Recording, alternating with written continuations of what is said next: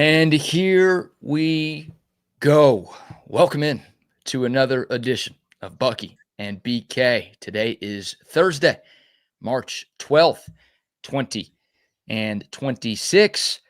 And the Buck and I are with you for the next 2 hours on a Buck Off Thursday edition of the program. We've got a lot to get into. Evan Veith of Inside Texas will join us in hour number 2. He was at Texas Spring Practice number 2 yesterday. We'll get his insight, talk about his biggest takeaways from what he's seen from the Longhorns so far. We obviously have to talk some Texas men's basketball. The Longhorns dropping their SEC tournament opener last night against Chris Beard and Ole Miss. Will Texas still make the tournament? Should Texas still make the tournament? We will debate. We've got some sound from Shawn Miller as well. We've got some sound from the Texas players, the latest from NFL free agency, including a couple of trades that the Dallas Cowboys made yesterday, and another edition of the BBK News. A lot to dive into on a Thursday show. We appreciate y'all hanging out with us. How are you today, my man? I am fabulous. What a fabulous day this is. It's a gorgeous day. Lots of sun today, tomorrow, throughout the weekend. Don't see any rain in the forecast anytime soon. So the rain that we got, hope you enjoyed it. I hope you got enough in areas. I think I did out where I live, and the hill country got it. But there's some places that didn't get a lot, but they got some. And any around this place is good for us. But it was warm yesterday. It's going to be warm today. Sun shining bright all day, right from the beginning to this time of day. It's just a beautiful day. Yes, it is. Always a beautiful day. Don't count that's right. Don't count the days. Make the days count. I like that. Tip for kids, even though it's a Thursday? Yeah, a little tip for the kids. Hey, when you get ready to hit on that vacation, because a lot of schools, this is the last day for them. They start having off tomorrow. So make those vacation days count. Do something constructive. Have some fun. Hey, enjoy the journey. Have some fun, but do some things that are constructive that'll carry you right into the end of school. Because it's end of school isn't that far away, brother. Yeah, start calling you Buck Gandhi with all this advice you're dropping. I got it, man. I want the kids to be happy. I like that. Yeah, enjoy spring breakers. A lot of folks traveling in and out of Austin. Obviously, South by Southwest about to get rolling. And you've got a bunch of folks leaving town for spring break. So be safe, be smart out there, but enjoy some of this beautiful weather that we've got going on. Absolutely. You're gonna have enough headaches if you got to go to the airport. So wherever you get to your destination, when you finally get there, or if you get there, enjoy that time, because you then got to pack it back up and come home, get on another flight to get back here. And for those that are driving, just be careful. A lot of people hitting the highways. Gas prices are up, and most of you don't care right now. Hadn't hit you hard yet because you've had these trips already planned out. Doesn't matter what it costs. You're going. You're getting away a little bit. So enjoy the time away. I would suggest a place to go that's not far. Once again, Horseshoe Bay is just up the road. I don't know if you can they probably all sold out by now, but if you want to take a nice trip, Horseshoe Bay is the spot, man. That's a great area. Anytime I go to Horseshoe Bay area, BK, I feel like I'm at the shore, at the beach for some reason. I know it's not ocean, but the lake up there is beautiful, and the area around there is really great for walking around. And of course, if you're a golfer or you want to go play tennis, clay courts and the whole works, they've got it at Horseshoe Bay. Go to Horseshoe Bay, hsbresorts.com, and find out more information. That's a great spot. You know who else is traveling? Who's that? The Texas men's basketball team. Oh, they may be traveling home. They're traveling home. Yeah, traveling home after yesterday's disappointment in the SEC tournament. I'll just say good day to the soldiers at Fort Hood, Texas, the soldiers in the state of Texas, and all those fight for us each and every day all over this wide, wide world. Thank you so much for what you do. We do appreciate it. Thank you for protecting us, and for your families, for giving you to all of us. And do be careful out there, please. Yes, indeed. What did Tom Petty once say, Buck, about waiting? Oh. The waiting is the hardest part. Yes. Well, Texas will be playing the waiting game from now until Selection Sunday, hoping that they hear their name called when the bracket comes out Sunday evening. The Longhorns losing their first-round game in the SEC tournament to Ole Miss last night, 76-66, the final score. Not only did Texas lose this game, Buck, Texas never led in this game. Buck. It was a brutal showing in what felt like a win and you're in game for the Longhorns, and they just did not have nearly enough against the 15th place team in a 16-team conference. The Longhorns got punked, if we're being honest. Oh yeah. I mean, if Vic Schaefer could talk to him, he would say that is the softest team I've ever coached, or he all he had to do is watch the game. He himself could have said, that's the softest group I've ever seen. That group right there, if they had a smoke machine before they came onto the court, they would get rejected by the smoke. They couldn't get through the smoke. That's how soft they are. Their whole team would be falling on the floor before they ended up out of the smoke. So be careful if you're UT, if you ever decide to put one of those smoke machines for your basketball team, because they would get rejected before they hit the court. That's how soft they looked last night.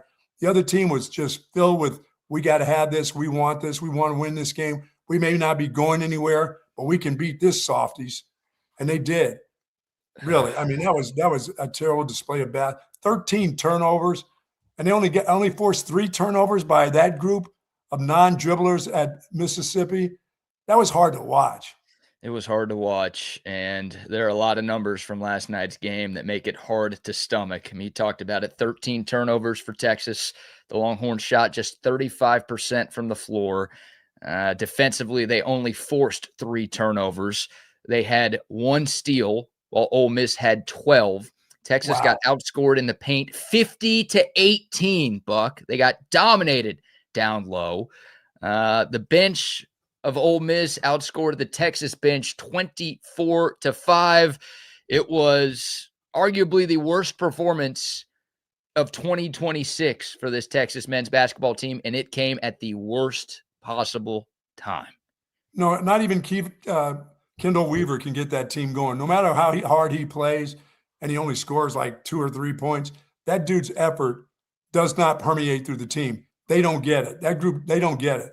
And one of their great players, Swain, who now has become a liability on defense, he's got to spend all his time trying to score 100 points in the game, because defensively, he's like Pope Jordan now. The guys just go right by him. I'm like, dude, you're better than that. You got better athleticism than to let a guy just go to you. And the next guy is the big guy who he is going to hack the crap out of you. You know that.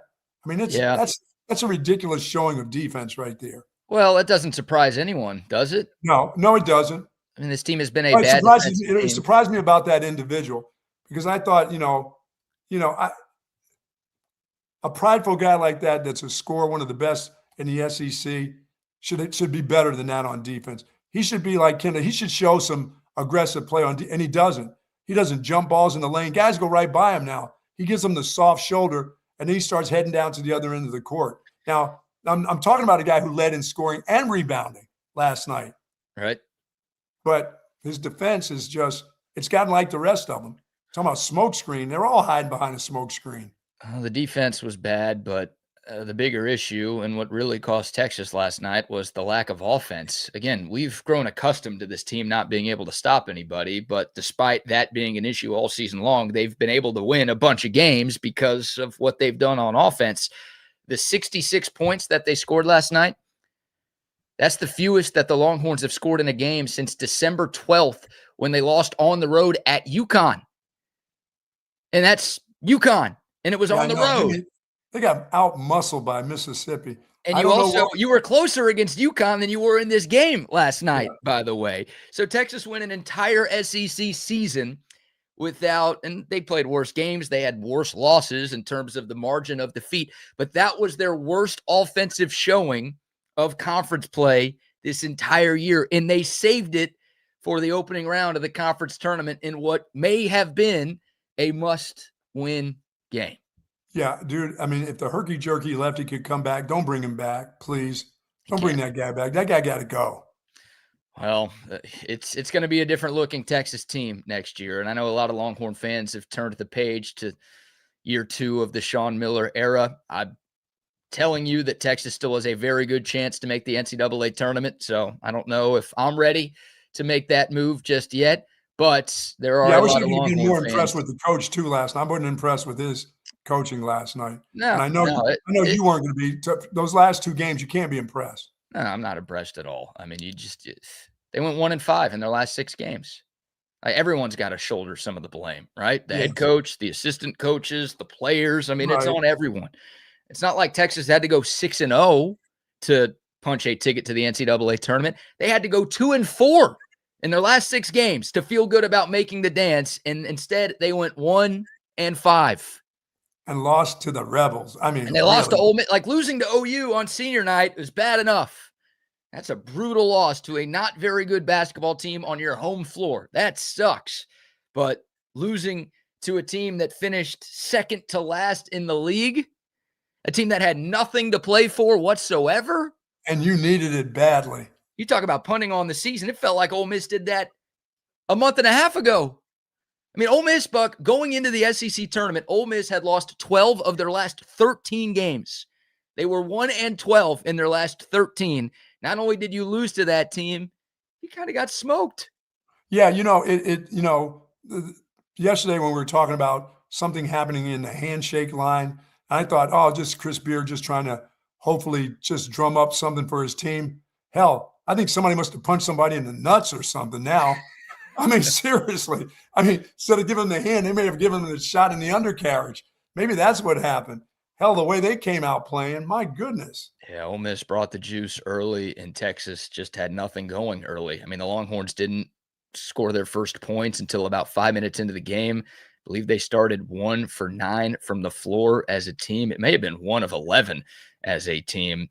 And again, they did not lead. Like, they got punched in the mouth early, and they were playing catch up the entire time, and they couldn't come back. I mean, they did cut it to 3 with just under 4 minutes to play. Felt like they had a lot of the momentum, and it's like, okay, finally, this is the team that's. Yes, that's when I thought, yeah, finally, somebody's going to have a defense that's going to stop maybe three straight stops and then take the lead somehow. But you're right, it just nothing came of it. Yeah, it was 66-63 with just under 4 minutes to play. The Horns actually did get a stop. They got the ball back out of the under 4 timeout, and then here's the sequence. Cam Heide missed a layup. There were a lot of those for Texas last night. Jordan Pope had a turnover. There were a lot of those. Oh, yeah, really. That was a big one.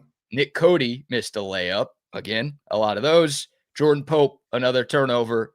Ole Miss went on a 6-0 run, and that basically put the game on ice.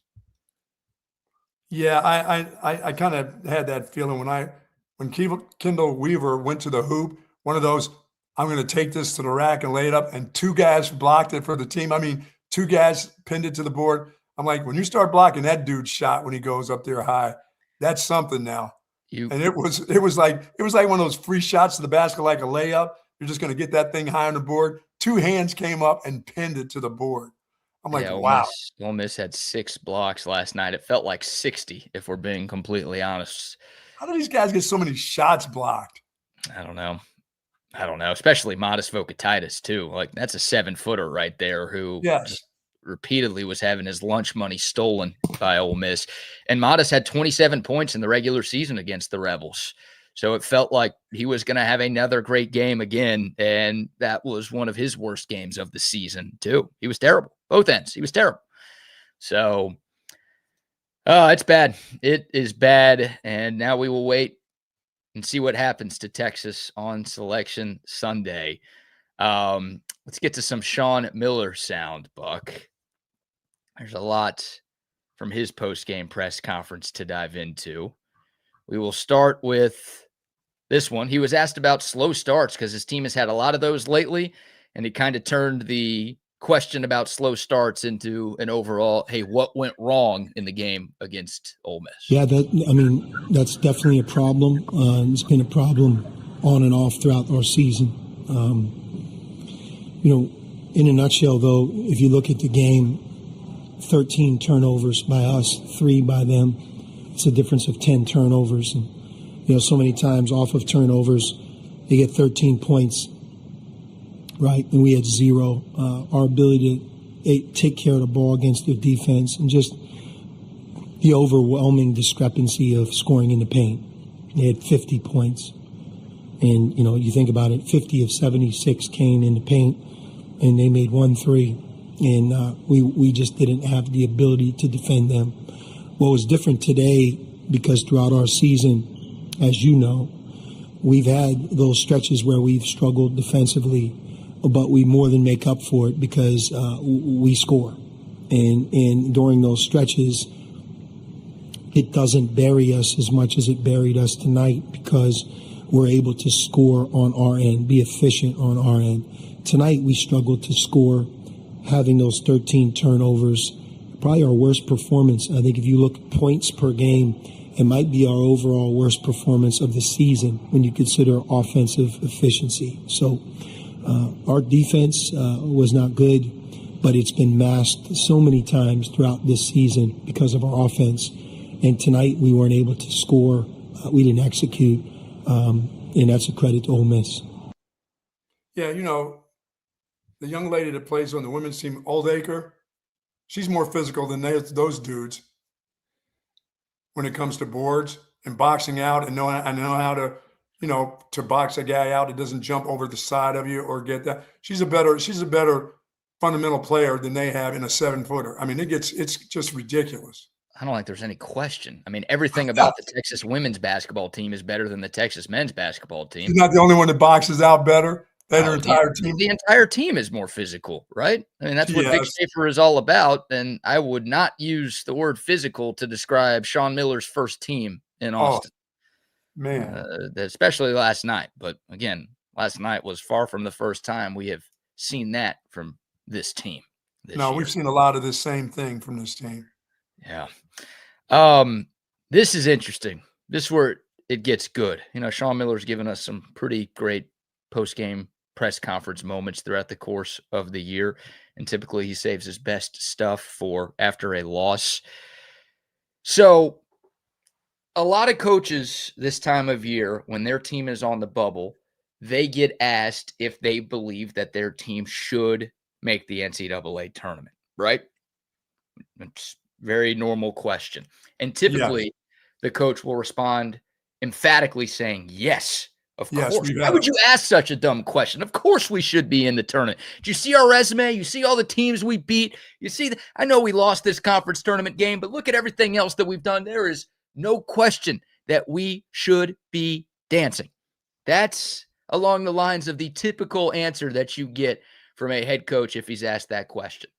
Shawn Miller last night was asked a version of that question.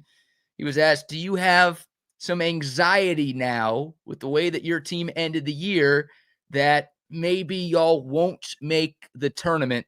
Here's a very lengthy answer from Shawn Miller. I think it tells you exactly how he's feeling. I have no anxiety, zero, simply because of this. I came to Texas to build into a championship program. There's steps and foundations that have to be laid, processes, failure, really learning what the SEC and the University of Texas is about. This has been a very rewarding, enlightening, and I think when I think back to coming here about end of March last year, you know, there's a lot that happened in a quick manner.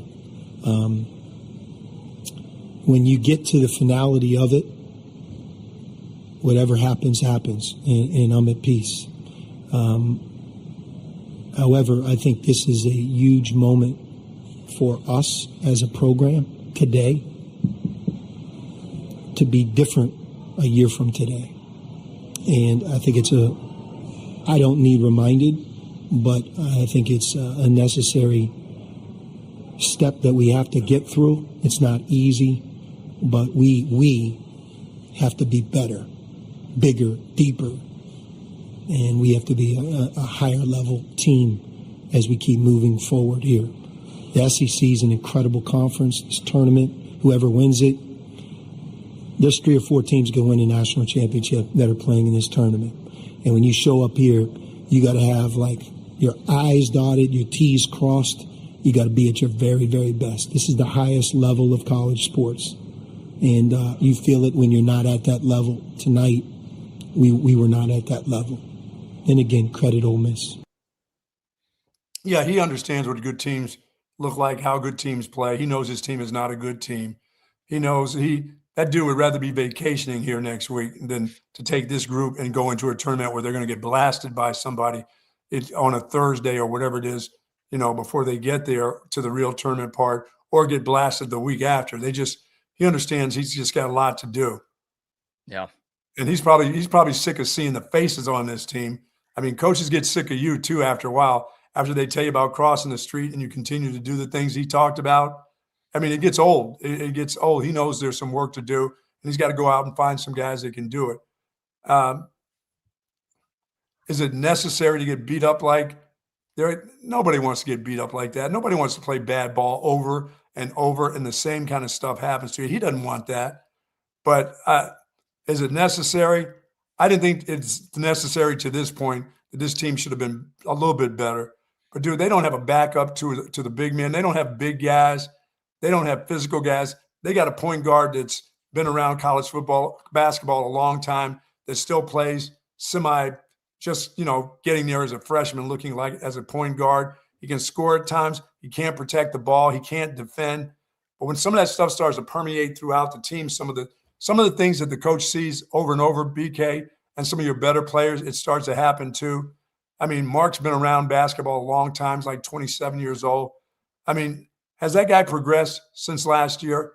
I don't think so. He looks like the same dude. You'd expect to see some guys progress. And a guy like Cam Heide, who's been starting all year long, you'd like to see them get a little bit better as time goes on. They don't look like they get better. It's the same group that comes out there every, Weaver, the same dude, Mr. Hustle, the same dude you see every time he takes the court. There's nothing that jumps out at you the following game. Oh, he's got a little bit better at this. Nothing seems to have gotten better. And I mean, maybe that's the growing pains that Shawn Miller is talking about. But I know he's got to be frustrated. It's been a long season in a good league, but I don't think he's seen the progress of what he was expecting to see. Well, they definitely got better, but the problem is after they got better, they stepped backwards, right? Yeah, like they don't continue. There's no doubt the way that they were playing in February was better than the way they were playing in November and December. There is no doubt. When they were on that 5-game winning streak, they were a completely different team than what we saw in the non-con and even very early on in SEC play. But the problem is, after that 5-game winning streak, they went 1-5 down the stretch, and they reverted back to a lot of the old and that was it, huh? What's that? It kind of peaked then, and that was it. Yeah, it peaked too early. I said that 2 weeks ago, and unfortunately, they've continued to downward spiral since then. And, I mean, it kind of sounds like Shawn Miller, look, does he want to make the tournament? I'm sure he wants to make the tournament, but almost sounds like he's not going to lose a whole lot of sleep if this team gets left out. No. Like, this year to him is a stepping stone. He was not brought to the University of Texas to just barely make the tournament. Hell, Rodney Terry did that last year, and Texas fired him, right? They made a change because they have higher aspirations than just barely getting in and then losing early in the dance. He knows what he was brought here to do, and he knows deep down, and he was kind of willing to admit it, that this team does not have the ability to make that deep tournament run like he was brought here to do. So his focus is, all right, we'll see what happens on Sunday. Whatever happens, happens. It's out of our control at this point. We just got to hope and pray that our name gets called. But then once this year is done, whenever it's done, probably next week, I really have to get to work to make sure that, okay, something like this never happens again. Get that NIT banner. Come on, go get it. Don't be afraid to get it. No, I don't want to be in the NIT. Come on, man. Don't be afraid to get it. It's a championship, National Invitational Tournament champions again. Come on, man. Don't do that to me again, please. What? Don't bring me back to the Shaka Smart era, please. I don't want to go there. That was so embarrassing, dude. Yeah. I'll never forget TexasSports.com, now TexasLonghorns.com, posting a graphic that said national champions after the Longhorns won the NIT a few years ago. Going full Aggie then. That was full Aggie. There's been a lot of low points in my Texas basketball fandom. That was the lowest of all low points. Oh, by the way, you're now down to 10 people on you're at 10 now. I think you're being nice by saying I'm at 10 because it sure feels like a lot of this fan base doesn't even want to see Texas make the tournament because that's another game they have to watch Texas lose. It's like last night was a letdown. Saturday was a letdown. The Arkansas game was a letdown. There's been a lot of letdowns lately, And I think, and maybe it's just heat of the moment. People were saying this online last night and saying this the morning after, but it sure feels like there are a lot of Texas fans who are like, I would prefer not to have to watch this team ever play another basketball game again. I'm sure some fans are like me, and hey, you still want to make the tournament, see what happened, whatever. But I feel strongly in saying there is a good portion of this fan base that is done with this. So I can go back to my thoughts of nobody cares about basketball here. Seriously? Well, I think people care. They just care about next season. Okay. They care about starting again next year. Yeah. That was sad to watch. I was trying to get it. I was actually bouncing the ball in the room here, watching the game, trying to bring the ball up court, seeing if nobody could take it. I was bouncing it on air, but Jordan Pope, they'll take the ball. They don't even need a guy to cover him. He'll turn it over without being covered. He'll get a 10-second violation by himself. Nobody covered him. Bring it up 10 seconds, going the other way. I mean, that guy tries to throw more bounce passes that he thinks that are going to get to his guys. I'm like, dude, you can't. And you tell me he's what, 6'2"? That guy's all of 5'9". I don't think Jordan Pope's 6'2". He plays. Doesn't he play like – it's like watching a CYO kid trying to bring the ball up, getting pressed. I'm like, dude, do not turn this over again.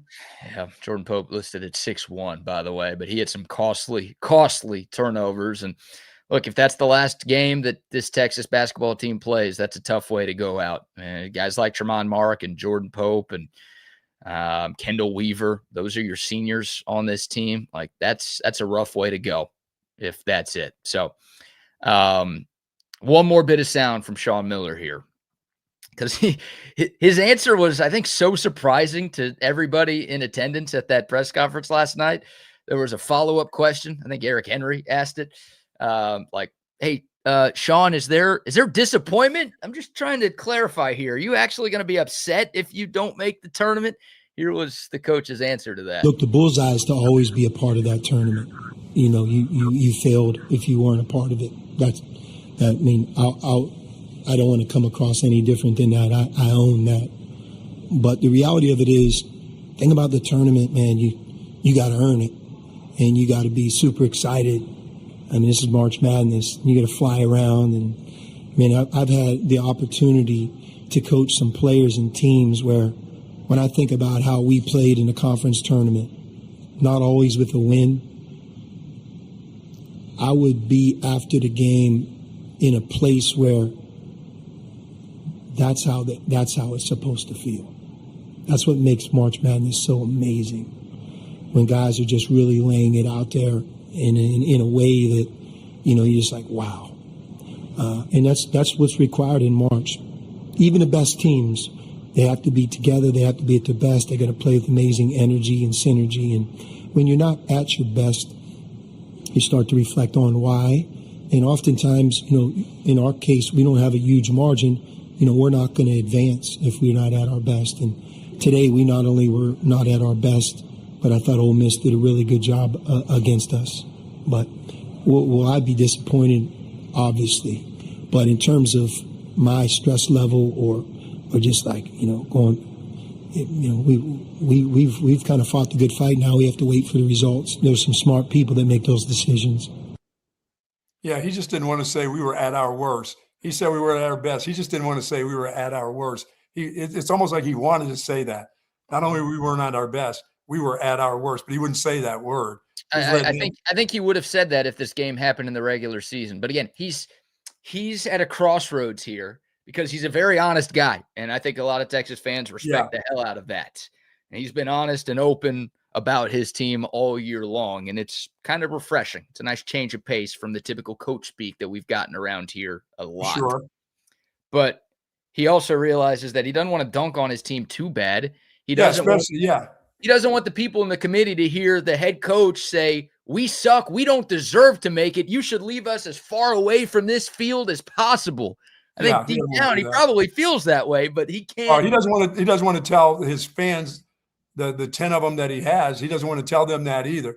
Hell, we stink. We don't want another chance. We'll just wait till next year and get it going next year. He doesn't want to do that. He doesn't want to tell his bosses that, as you said. He don't want to say that either. But he wants to say, hey, listen, hopefully we play in a tough conference. We got a chance. We'll play hard. I think that's what's disappointing him is the fact that he keeps saying about laying it out there, laying it on the line. Yeah. And he doesn't feel like he has a team that does that. I always, you hear me always say, BK, just get me to a national championship game, but anything can happen.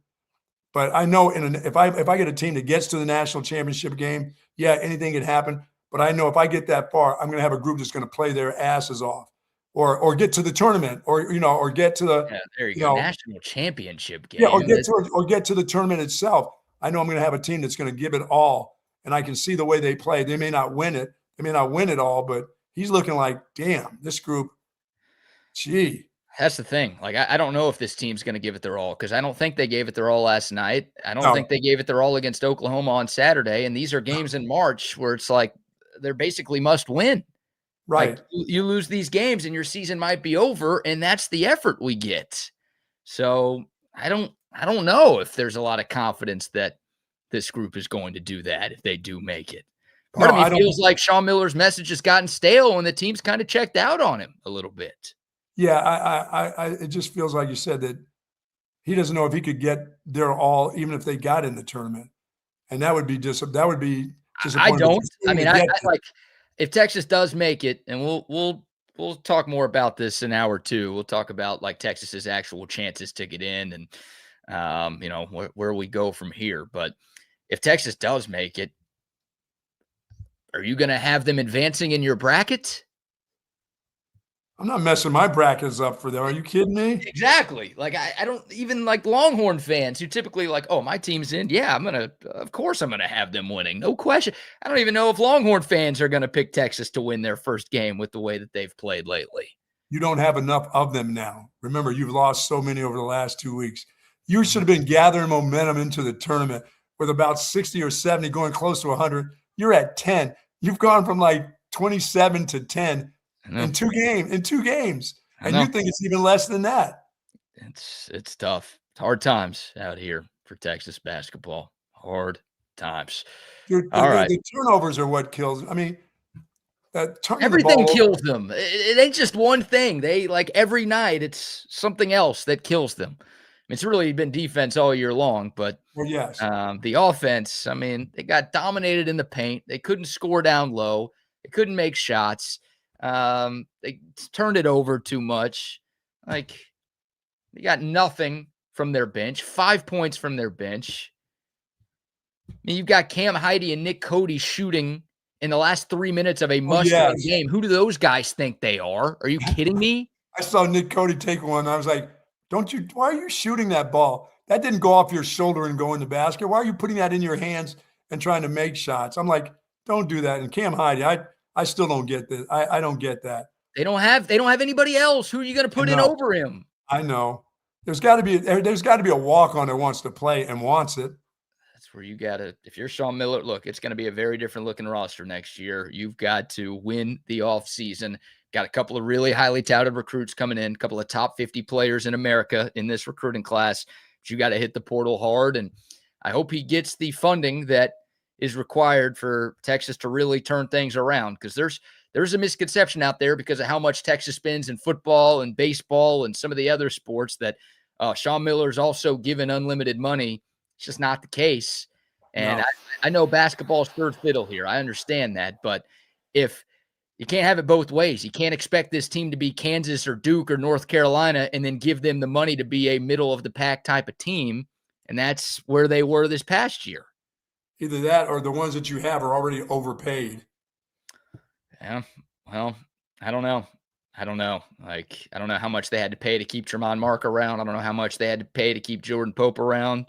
Those guys are coming off the books this year. Dalen Swain, you probably had to pay Dalen Swain a lot of money. I think Dalen Swain's going pro. He's off the books. So you'll be starting from a pretty blank slate, but I don't think it's a pretty blank check that Shawn Miller is going to be getting.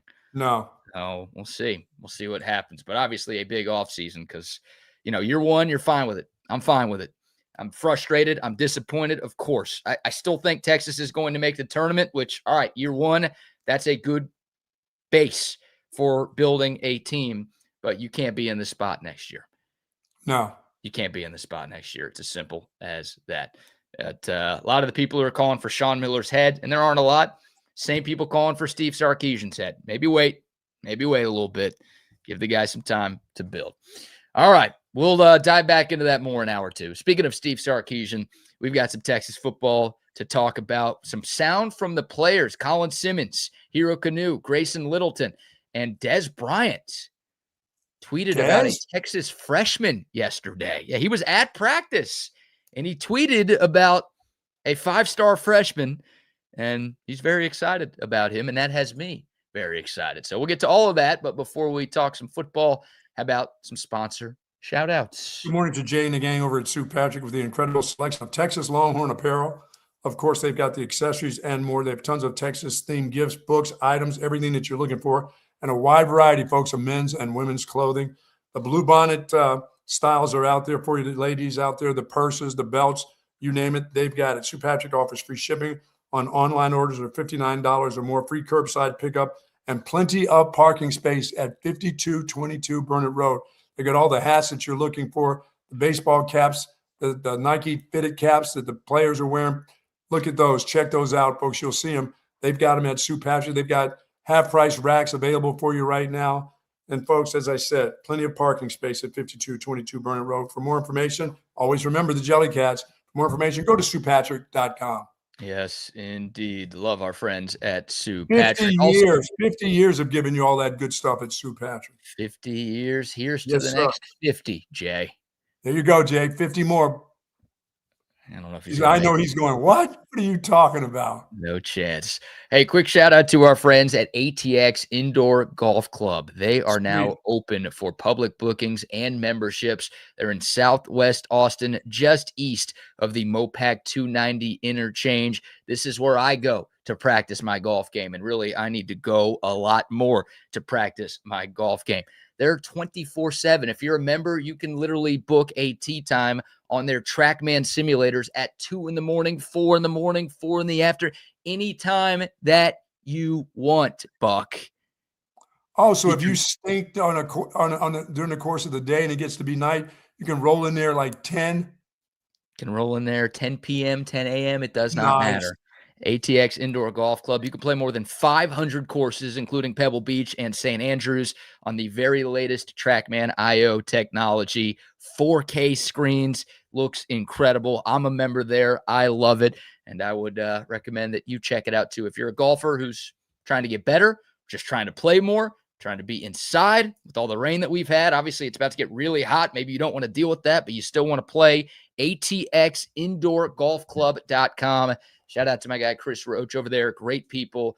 And again, ATX Indoor Golf Club. You can book a tee time. You can book a membership. They would love to see you out there. Very nice. Yes, indeed. And also, shout out to CentexTickets.com, your go-to ticket source here in Central Texas. If you're looking for Longhorn baseball tickets, Longhorn softball tickets, women's basketball, hey, they'll be in the tournament. We know that for sure. And they'll be playing games here in Austin in the NCAA tournament. You can find all of your seats at CentexTickets.com, plus some South by Southwest events, MotoGP at COTA, Austin FC games, Texas Stars games, everything going on. They've got a seat for you online, CentexTickets.com. Don't forget the promo code CENTEX10 for 10% off of any ticket purchase. Yeah, we're getting close to MLS starting again, aren't we? Already has, Buck. They have started. Good. That's a season that lasts forever. Once again, I've been around soccer long enough to know it's the season that never ends. According to you, it's the season that hasn't started yet. Yeah, well, it started for me. I go every Friday night. Watch kids soccer. Oh, love it, though. They have limitations. They have an hour limit. I love it. That's the greatest thing I've ever seen. T-ball has an hour. People have gotten smart, BK. When you went out there and played T-ball, you were out in that sun for hours on end. Now it's like after an hour, you're done. Whistle blows, you're gone. Next group up. Your grandkids aren't listening. You don't have to lie and act like you enjoy going to their games, all right? I love it. I tell you, I love it. I've been going to soccer games forever. No, my kids were all soccer players, but back in the day, they went the full whatever that was, the full distance. You get there if you didn't have a football game or you weren't recruiting, guess where you were? Get in that car and head on down to Houston for the whole weekend, brother. Yeah, you did not enjoy that. Stand in the sun, oh my God, for hours. The game's never ended. Oh, no. We're going to go to shootout. What? A shootout, nothing. Let's go. Let's go home. Back to the hotel. Yeah, well, you're wasting your time. I've been sitting on the couch watching college football every Saturday. So congrats on bragging about watching youth sports, sir. Hey, the kids matter. It's about the kids. It's about the college kids. I agree with you. Yeah. The college kids. All right, speaking of the college kids, get into a little Longhorn football conversation here. Dez Bryant. Yes, that Dez Bryant. Dallas Cowboys legend, Oklahoma State Cowboys legend, a superstar wide receiver in the National Football League for a number of years. He was in Austin yesterday. He was at Texas spring practice number 2 yesterday. And he tweeted last night, quote, "I want to go on record and say Jermaine Bishop will be the Texas Longhorns' #1 receiver. The eye test doesn't lie. He's oozing with confidence. I can tell by the way he carries himself. He already runs routes like a pro, legit playmaker. I'm looking forward to watching him perform this year," end quote. Jermaine Bishop Jr., the 5-star athlete recruit that Texas signed from Willis, Texas, one of the most productive Texas high school football players ever, and a guy that a lot of Longhorn fans, myself included, have been excited about. And how about that? Dez freaking Bryant is saying, watch out for this dude. He is the real deal. And where's that real deal dude lining up right now? Wide receiver. Okay. I mean, that's what Dez said. He expects him to be the #1 wide receiver on this team. That's where he's been practicing so far in the first 2 practices, but it sure seems like that is the plan for the Longhorns, to use Jermaine Bishop, who played both ways in high school. Was a very good defensive back as well for Willis, but it sure sounds like, offensive head coach Steve Sarkisian is going to get Jermaine Bishop on the offensive side of the football. Yeah, it sounds like he made a great safety. Ball skills. Why are you talking about him as a safety? Dez Bryant saying he's an elite receiver, and you're like, move him over to defense? Well, don't you have enough receiver? I mean, how many receivers are you going to need? I mean, is he going to crack the starting 3? Is he that great? Is he that good? He wouldn't be a starting safety if he was a safety this year either. Well, if he's got that kind of athletic ability, I mean, who's to say? I mean, you're struggling to find some guys, and if he's an all-around great player, unless are you waiting for the following year? Is that what you're looking to? Or, I mean, remember, they got 1, 2, at least 3 guys. They're going to catch a bunch of balls. Right. Well, that's Dez Bryant. I mean, look, if you're Dez Bryant, he doesn't know everything about the Texas roster like most of us do. But he can see what he sees. He's saying Jermaine Bishop's going to be the #1 wide receiver. He's talking about this year. Jermaine Bishop's obviously not the #1 wide receiver this year. Texas has Cam Coleman. They've got Ryan Wingo. They've got Emmett Mosley. All of those guys are ahead of Jermaine Bishop on the depth chart, and there might be another guy or 2 ahead of him right now. So, yeah, maybe cool your jets a little bit, Dez, in terms of the expectations for year 1, but still has me excited. Like, I think Jermaine Bishop's speed and skill set is going to make it very difficult for Steve Sarkisian to leave him on the sideline all season long. Like some of the young guys that played 2 or 3 plays last year, we didn't see him again. Right. And this guy's got legit football speed. It's not just track speed. He was a track star in high school, but this guy has football speed with the ball in his hands. And I know they haven't put the pads on just yet, but he, not only from Dez Bryant, I've heard from so many of the people who have been at these Texas practices this week and so many folks behind the scenes that Jermaine Bishop is the real deal. And he looks like a guy who could step on the field very early in his Texas career and be a big-time piece for this Longhorn offense. Well, that's great, man, because if he's good enough, he's old enough. Yeah.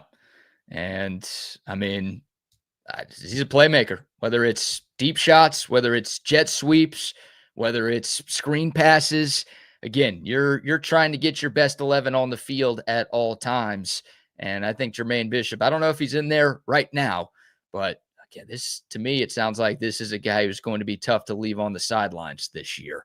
Yeah, I mean, when we heard about him, when he was coming in as a 5-star, they just talked about get this guy the ball as quick as you can. He's got a lot of numbers from high school. huge numbers. Yeah. And Des Bryant, was tweeting a little bit more about Jermaine Bishop last night, and he was comparing him to Malachi Toney at Miami, just in terms of look at the type of impact that guy made as a freshman on a Miami team that played for the national championship. Again, Miami's wide receiver room last year, not nearly as good as Texas's this year, so it's going to be a little tougher to crack the rotation. But, when Xavier Worthy was a freshman, he played a ton at Texas. When Ryan Wingo was a freshman, he played a very good amount at Texas. So to use your creepy quote, if you're good enough, you're old enough, that has sort of been the MO for Steve Sarkisian all across the roster. Now, it's not going to be easy, but Jermaine Bishop's got plenty of time to show that he is worthy of getting some real snaps this year. Well, he's doing that. Obviously, he's doing it in the spring, so that matters. Yeah, it does. I saw the clip of this him. is where you catch people's eye right now. For sure. I saw him, just chasing down a deep ball that looked like it was going to be 5 yards over his head. He was able to track it down pretty easily. And yeah, I was pumped about him. He had that high school playoff game against Forney where he had more than 300 receiving yards and 3 touchdowns and a rushing touchdown and an interception as well. That's 6A high school playoff football in the state of Texas. And the guy's putting up numbers like that. So, I'm excited about him. Again, I've been excited about him since he committed to the Longhorns last May, and the early reports, and then to hear Des Bryant, or to see Des Bryant, I guess, tweet what he tweeted has me more pumped about what this kid is all about. Get him on the field. At wide receiver. I ain't moving him to defense yet. I want to see this guy as a wide receiver. I'm moving where he can help immediately and get a number of snaps. Well, he's 160 pounds. You think that's safety material in the SEC? Okay, that did it for me right there. Thank you. Well, yeah, of course. You say 160? 160. Yeah, okay, that's not safety stuff. No. All right, let's some more Texas football conversation here. How about some sound from the players? There was a post-practice player availability yesterday. We got a couple of cuts from a couple of defensive guys on this Texas roster. We will start with Colin Simmons, maybe the best player on the Texas defense, maybe the best player on this Texas team.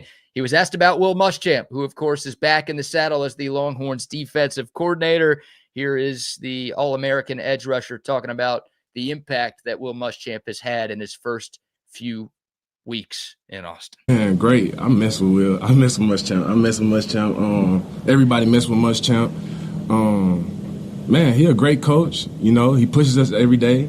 He want nothing but the best. It's literally nothing other than the best. He gonna get the best out of you. So, I'm just glad that we got a dog on our team. Got a dog. We got a dog on our team. Everybody messes with Will Muschamp. I don't think he means they play pranks on Coach Boom. I don't know if that's a good idea right there. Gets everybody likes that dude. Coach is one of the guys. You can get the best out of them. Yeah.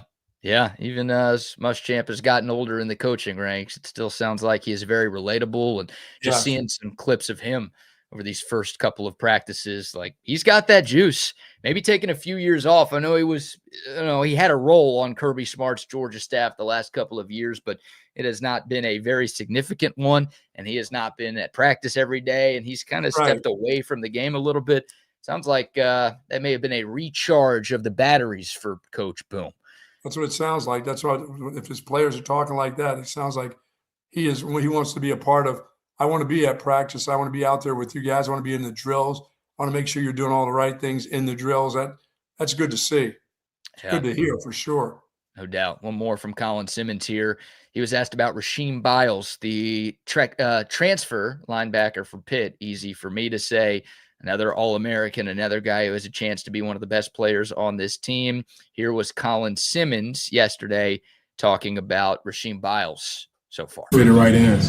He ain't fit it right in. He fit right in. Came in here, did what he was supposed to do. Got adjusted to the game plan, got adjusted to Coach Muschamp, got adjusted to us as a team. I feel like everybody that Coach Sarkisian done brought into this program this year has been bought in and has accepted, hey, this is the team that we have. Everybody in this room is what we have and all we have. Yeah, that's good news to hear too. You get a guy who's a highly touted backer like this kid. I mean, he's probably the guy who that's the guy that may really stir the straw a little bit, BK, on this defense. Even more so, we know what Colin Simmons, we know what he's going to do. Yeah. We know what he's capable of doing, but this is the guy that may surprise people that don't really know a lot about him.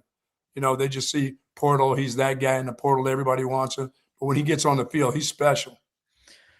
Rasheem Biles is the Cam Coleman of the Texas defense. Yeah. Like the way Longhorn fans talk about Cam Coleman and the way they're excited about Cam Coleman, this super highly touted guy from the transfer portal on offense, I think that's the way people should talk about Rasheem Biles on defense. And I think that's the type of excitement level that Longhorn Nation should have with Rasheem Biles on defense. Like, I think he is that level of playmaker. And in talking to some of the guys who have been at Texas practice so far, they're like, Rasheem Biles doesn't move like a linebacker. He moves like a skill position player on offense.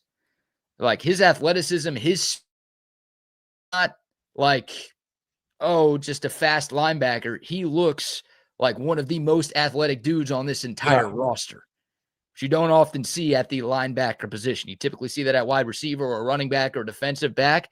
But Biles, it sounds like he's just got that fluidity, that smoothness, that explosiveness, and some burst that you just don't often see at backer. Yeah, he's that kind of dude that can take a chance and then still get it done, doing it a different way every once in a while. He'll take a chance because he knows he'll beat an offensive, player to where the ball is going. He can.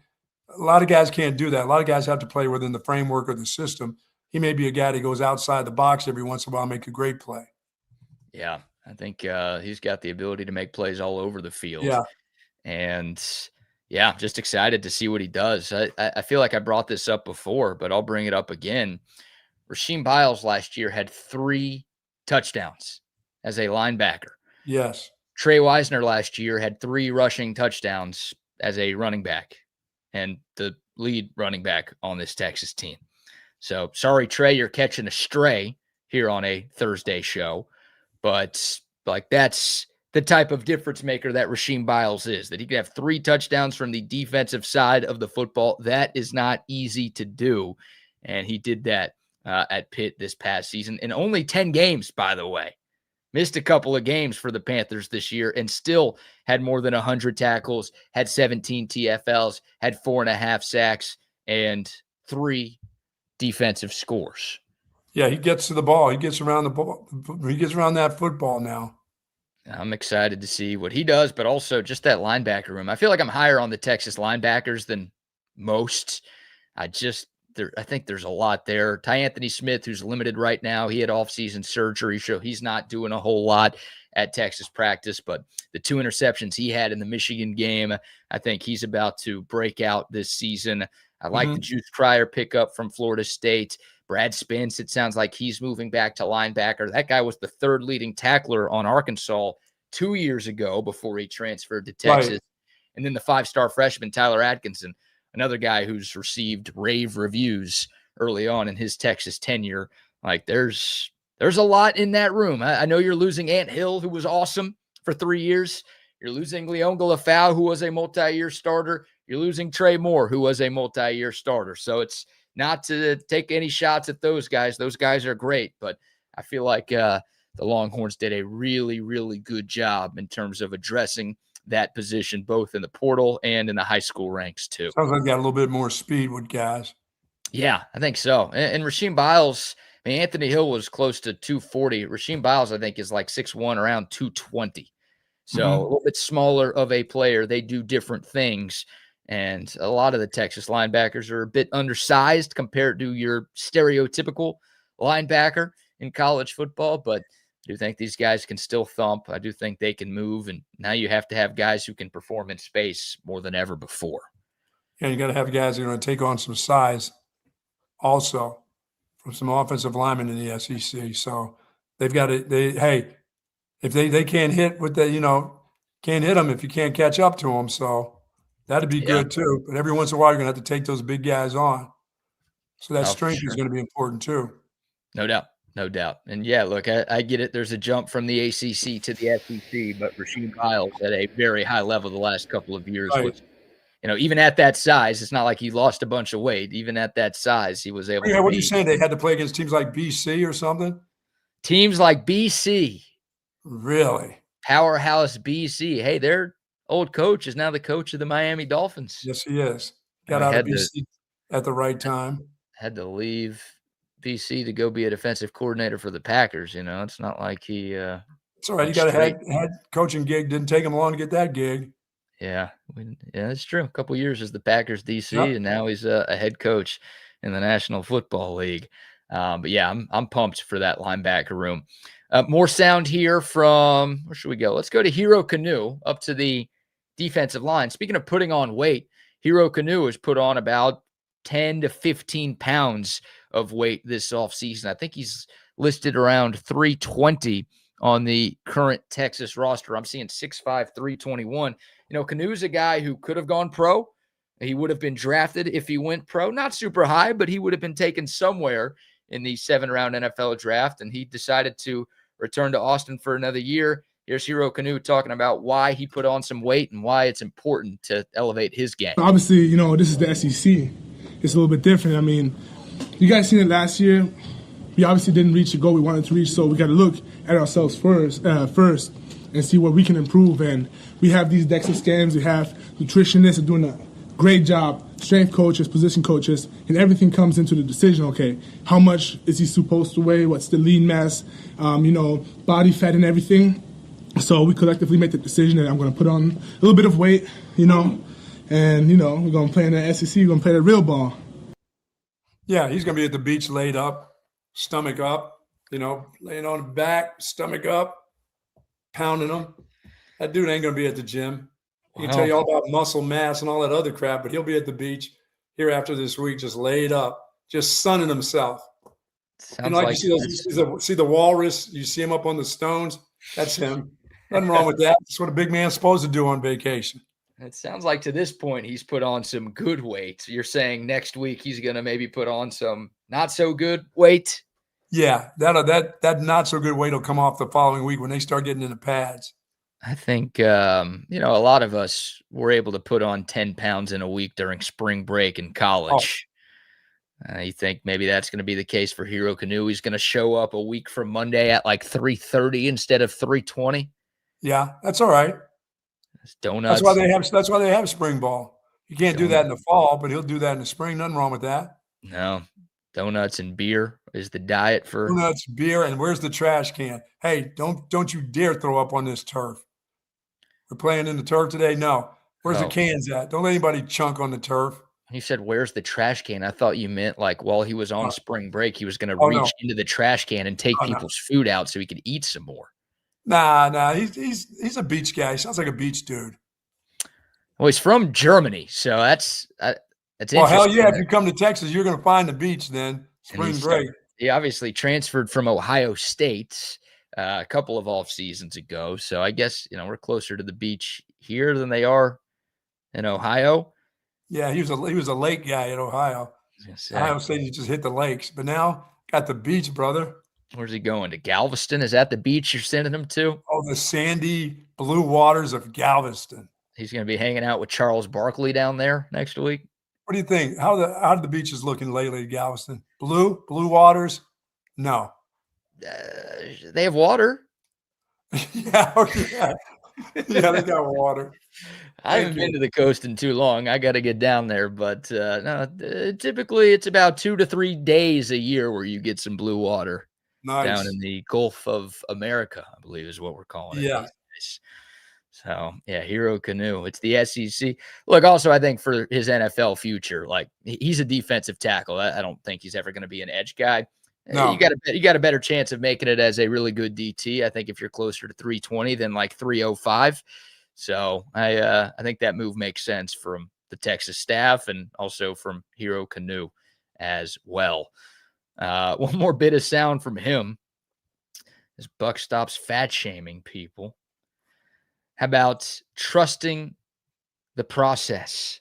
Hey, maybe Hero Canoe's a Sixers fan like you. He was talking about trusting the process. There you go. on this team trying to build after a disappointing 2025? I mean, obviously, we are a really talented team, a lot of potential, but at the end of the day, you still got to trust the process. Like I said, I got that tattooed right here, trust the process, and you can have all the talent in the world. If you can't do the little things right, it doesn't matter. So obviously, we got to trust the process and go in the right direction every day, going up the hill. Going up the hill, brother. Going up the hill. He's got it tatted on his arm. Trust the process. There you go. I didn't realize he was such a big Joel Embiid fan. Got to trust the process. Hadn't helped us since. I mean, nothing's going on with the Sixers. But trust this process. You've been to 2 semifinals. You know what you need to do to get back. Maybe I'd change up the hashtag considering what it's done for your Sixers. I know. Not much. I don't think that's like the team slogan or anything. Dude, the Sixers can't even get the starting 5 anymore. Everybody's hurt. Nah, yeah, it's rough. It's rough for y'all. But I like it. I mean, Hero Canoe, he was a lot better than I thought he would be in his first season in Austin. Like Texas added 5 defensive linemen from the portal last year. And Hero Canoe, without question, was the best of those 5. And I did not see that coming because he had I know he was coming from Ohio State on a team that won a national championship, but he had a very limited role. He did play. It's not like he didn't play at all, but like just a few snaps here and there. Right. He was far from a big part of their group. And I'm like, we've seen this before at Texas. It predates Steve Sarkisian, where the Longhorns will get a guy from Alabama or a guy from Notre Dame or a guy from Georgia. And it's like, well, he's a former 5-star. Like, oh, he was just there, and you must be really good if you're playing football there. And then they come to Texas, and it's like, oh, no, I see why they didn't play. Yeah, I see why he didn't play in the SEC. Yeah, so I was like, maybe that's what Hero Canoe is going to be, but he proved me wrong because he was way more than that, and big-time difference maker in his first season. So here's to more of the same from him in season number 2. Yeah, I like him. I think he moves really well for a big guy. Yeah, and the hope is the added weight, whether it's donut weight or muscle mass, doesn't it's donut weight for the week. It's not he doesn't continue on that when he gets back, but you get time away. I didn't cut this up. The Altstadt keg is looking at you right in the face. Hey, the guys that you came down, maybe one of your mates down there, your apartment mate, is one of the wide receivers. You know where he is? He's at the gym. He's going to the beach later, so he's getting all jacked up. You're there, and all you see is the keg. And all you think about is the towel that you're going to lay on belly up, and that's all you're going to do. You're not even going to get in the water. And maybe go dip your toe in there and then come back and lay back down, brother. Then head back to the bar. Oh, if he's in Galveston, I wouldn't blame him for having that strategy. Yeah, just dip your toe in there. Don't get too far out. And then he's got binoculars, just looking around, seeing what he sees. And all of a sudden he turns left and he sees you hanging out at the gay nude beach. The poop deck. At the poop deck right there. That's also a part of his spring break, I guess. That's Florida. That's the state of Florida, brother. You're right. Probably don't have that in Galveston. Daytona Beach, everybody, they're still heading down that way. They have the Miami Beach now these days, though. There you go. Yeah, I wonder where these guys I don't think people head to Fort Lauderdale. Fort Lauderdale doesn't seem like the place. Seems like West Palm and Miami. And, now they got NIL money. They can go to other places. They can go all over the place. They can go out to the island. The whole works there, Send them to Turks and Caicos. Are those 2 places or one, Turks and Caicos? I don't know. I've not heard of that before. Oh. That's some island place that's super nice. It's one of those Jimmy Buffett places. That's I guess above our tax bracket. I think it's near the Bahamas. You heard of the Bahamas? I've heard of that, yes. Okay, I think it's kind of around there, but don't quote me. I don't ever get invited on those trips. Wow. Yeah. So who knows? But I also don't make NIL money, so I ain't affording those trips.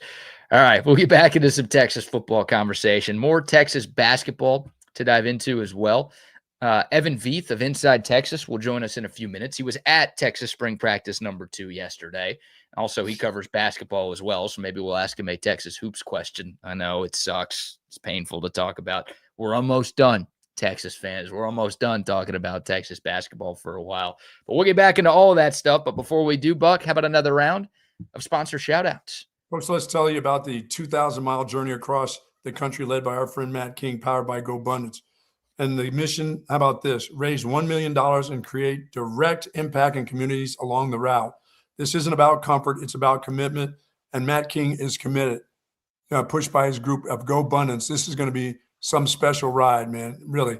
The rideproject.com is very important to not only Texans, but it's important all around the country. It's about giving back to all communities, not just your community, but communities around the country. And Matt is going to do just that with a 2,000-mile ride from Mexico to Canada. That is awesome. You're talking about giving. He's giving not only his time, his body, but I guarantee you Gobundance is putting in a bunch of money into that $1 million pot that's going to be given away along the route, which is kind of cool, man. Yeah, absolutely. The rideproject.com. It's a great cause. Matt's a great guy. And again, like you said, making a difference around a bunch of different communities around the country. Really cool bits. The rideproject.com if you want to support. Of course, we talk about Gobundance from time to time as well. Definitely check out Gobundance.com to see what they've got going on. A really cool club and membership for men to be a part of. But in the meantime, the rideproject.com for more information. Also, a shout out to our man, Tom McKay at Audio Visual Consultations. You know what? Here's a word from our man, Tom McKay. Hi, this is Tom McKay, owner of Audio Visual Consultations. For 38 years, we have been the custom home electronics company for all of Texas. If you want great televisions, high-performance audio, control systems, and cool electronics toys to wow your friends and make your life easier, then you need to give us a call. We offer the best prices, the best service, the most knowledgeable staff, all without leaving your home. We come to you, so quit wasting time and money. Just give us a call at 255-8678, 512-255-8678, or online at avconsultations.com. Thank you, Tom. And of course, Woods Comfort Systems, our friends over at Woods Comfort Systems. I'll tell you what, it was heated up yesterday. It really was hot. It's hot again today. And making sure that air conditioning is working properly is very, very important. I think we're done with the cold weather, BK. I'm almost officially calling it spring. I'm going to wait till after spring break. Okay. Before I do that. Let's just wait till after spring break. But folks, then the air conditioning is cutting on. You want that temperature to be very, very comfortable for you. Woods Comfort Systems will make sure that's just what's going to happen for your system in your home, whether it's heating, air conditioning, and now they do plumbing. Trust them to do your plumbing. If you got any plumbing problems inside or outside, do call on the great folks at Woods Comfort Systems. Close to 70 years in Central Texas. Nobody does it better. I'm going to say spring is going to start next Friday, March 20th. That sounds about right. Yeah. It's going to be my prediction. You don't think we're getting a cold front? No more 30s. That's not happening anymore. It was 40s, maybe 40s, 50s. It feels like 35 when I woke up this morning. And my wife said it was a little cold out while I was still in bed talking to her when she's out there on the porch. How is it out there? She said it's a little cool. I said, well, give me another 15 minutes. I'm not getting up. I bet there's some folks who clicked the heat on this morning. Really? Yeah. I woke up. I was cold. I'm not some folks. It's like, I'll be good. You're fine. But Woods Comfort Systems, whether it's heat, whether it's AC, it doesn't matter. They got you covered. And they'll take care of your plumbing too. Wags. Someone make sure Wags of course knows that, please. And also a quick shout out to Altstadt Beer, the best beer that you can find all throughout the great state of Texas. It's the only beer I drink. Seriously, if I go somewhere and they don't have it, I'm moving to liquor. It's not like big men all over the country getting ready to head to spring break are wishing that they had it in all the states. That's true. Well, you know what they do have? An Altstadt Light. There you go. So if you're trying to sacrifice on the calories, hey, spring break for a lot of folks. Maybe you're taking the fam on a vacation. It's beach season. You don't want to be consuming a bunch of calories in your beer. Altstadt Light sacrifices on the calories, but unlike other light beers, it does not sacrifice on the taste. Some light beers you drink, and it's like, is this even beer? It tastes like the guy's pissed from the trough in the bathroom. I don't want that. Yeah. Altstadt Beer, actual beer. They've got a bunch of different brews, not just the light. Something for every beer drinker out there. Get you some the next time you're at your favorite local watering hole or restaurant or grocery store, whatever. It's my choice. It should be yours as well. It's Altstadt Beer. No impurities, no regrets. All right, Evan Veith is going to join us here momentarily. Buck, are you keeping up with the World Baseball Classic at all? I am. Way to go, Italy. Appreciate that. Yeah, Italy helped us out last night. Thankfully, Team USA has advanced to the quarterfinals of the World Baseball Classic. The Americans started 3-0. Then a couple of nights ago, they lost to Italy after the U.S. manager, Mark DeRosa, basically told the world in an interview that he thought the Americans had already clinched a spot in the quarterfinals. He thought like, oh, we're 3-0. We've done enough. We're going to be in. We don't even need to try. It sounds like after Team USA beat Mexico the day before they played Italy, maybe they had a few Altstadt beers. There you go. Maybe they partied a little bit down in Houston. Like, all right, this part of the tournament is done. We can relax and get everybody right for the knockout stage. And, that was not the case. Turns out Italy needed to beat Mexico yesterday for the Americans to secure a spot in the quarters, and thankfully they crushed them. So thank you very much. Guess who U.S. plays in the first knockout game? Italy. Oh, Canada. Oh, yeah. Oh, you like that, don't you? Yes, you do. Beat them in the men's hockey gold medal game in the Olympics. Beat them in the women's hockey gold medal game in the Olympics. And now it ain't the finals, but we get them in the knockout stages of the World Baseball Classic. God, how bad would they want that? I know they want it. They wanted all the other ones too, but they can't have it. No teddy bears. And no teddy bears. It's a quarterfinal game. So if you lose Canada, you ain't getting nothing. Though I don't think they're handing out those weird little stuffed animals for the World Baseball Classic. They don't do that. They don't do that for that. No. They did for the Olympics. Yeah. So it, because Team USA didn't win the group, they get to play Canada. If they had won the group and beat Italy a few nights ago, then they would have been playing Puerto Rico instead. But now it is Team Canada. That game is tomorrow. And Mark DeRosa, the skipper of Team USA, that guy is the luckiest man on the face of the earth right now. Forget that disease guy. For the manager of the team to not know the rules and literally go that one, don't you? And say, like, we're good. You know what? I've got it. I actually cut it up. Meant to play it yesterday, but there was so much going on in the world of sports that we didn't get to it. Here was Mark DeRosa on the MLB Network.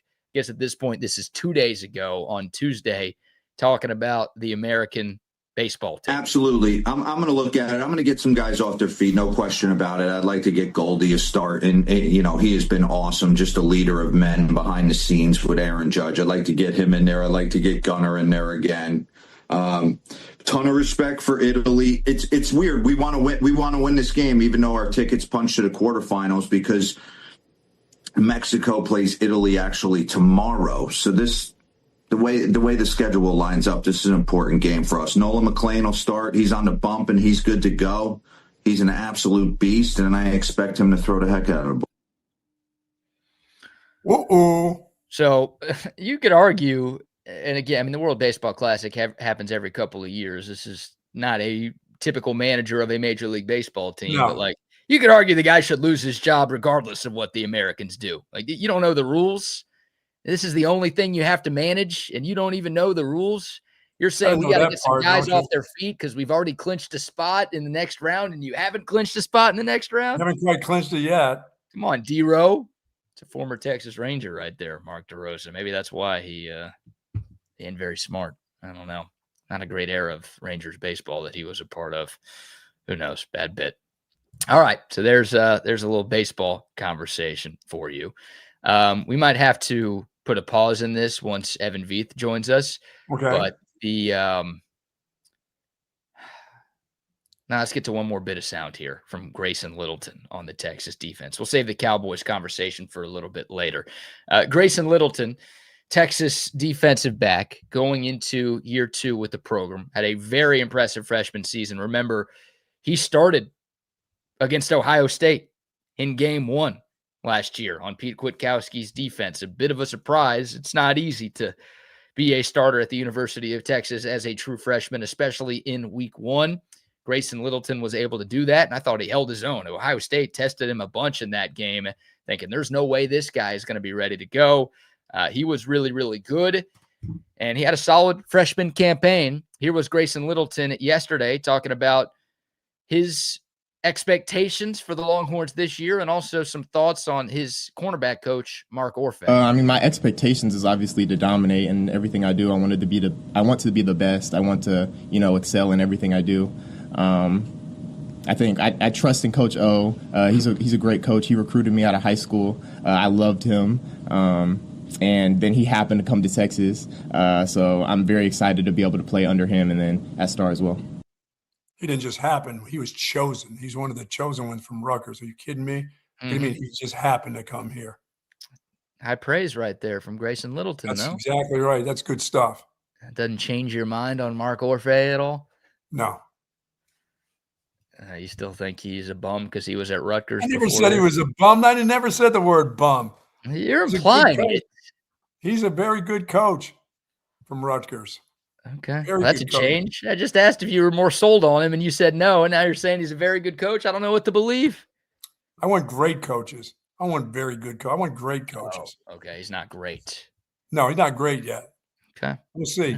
This kid continues to progress the way he is, he may become a great coach. Yeah, that's a big year for the Texas secondary. I mean, that whole group has to progress. Look, Dwayne Aquina got fired because the secondary wasn't good enough last season. So Blake Gideon's obviously back in the fold. He's going to be spending a lot of time working with the safeties, and Mark Orfe's job is working with the corners. And those two guys in tandem have to find a way to give Texas a much better pass defense than the one we just saw in 2025. Yep, you're absolutely right. There's a group that ranked. They're going to have a lot of pressure on them in this secondary.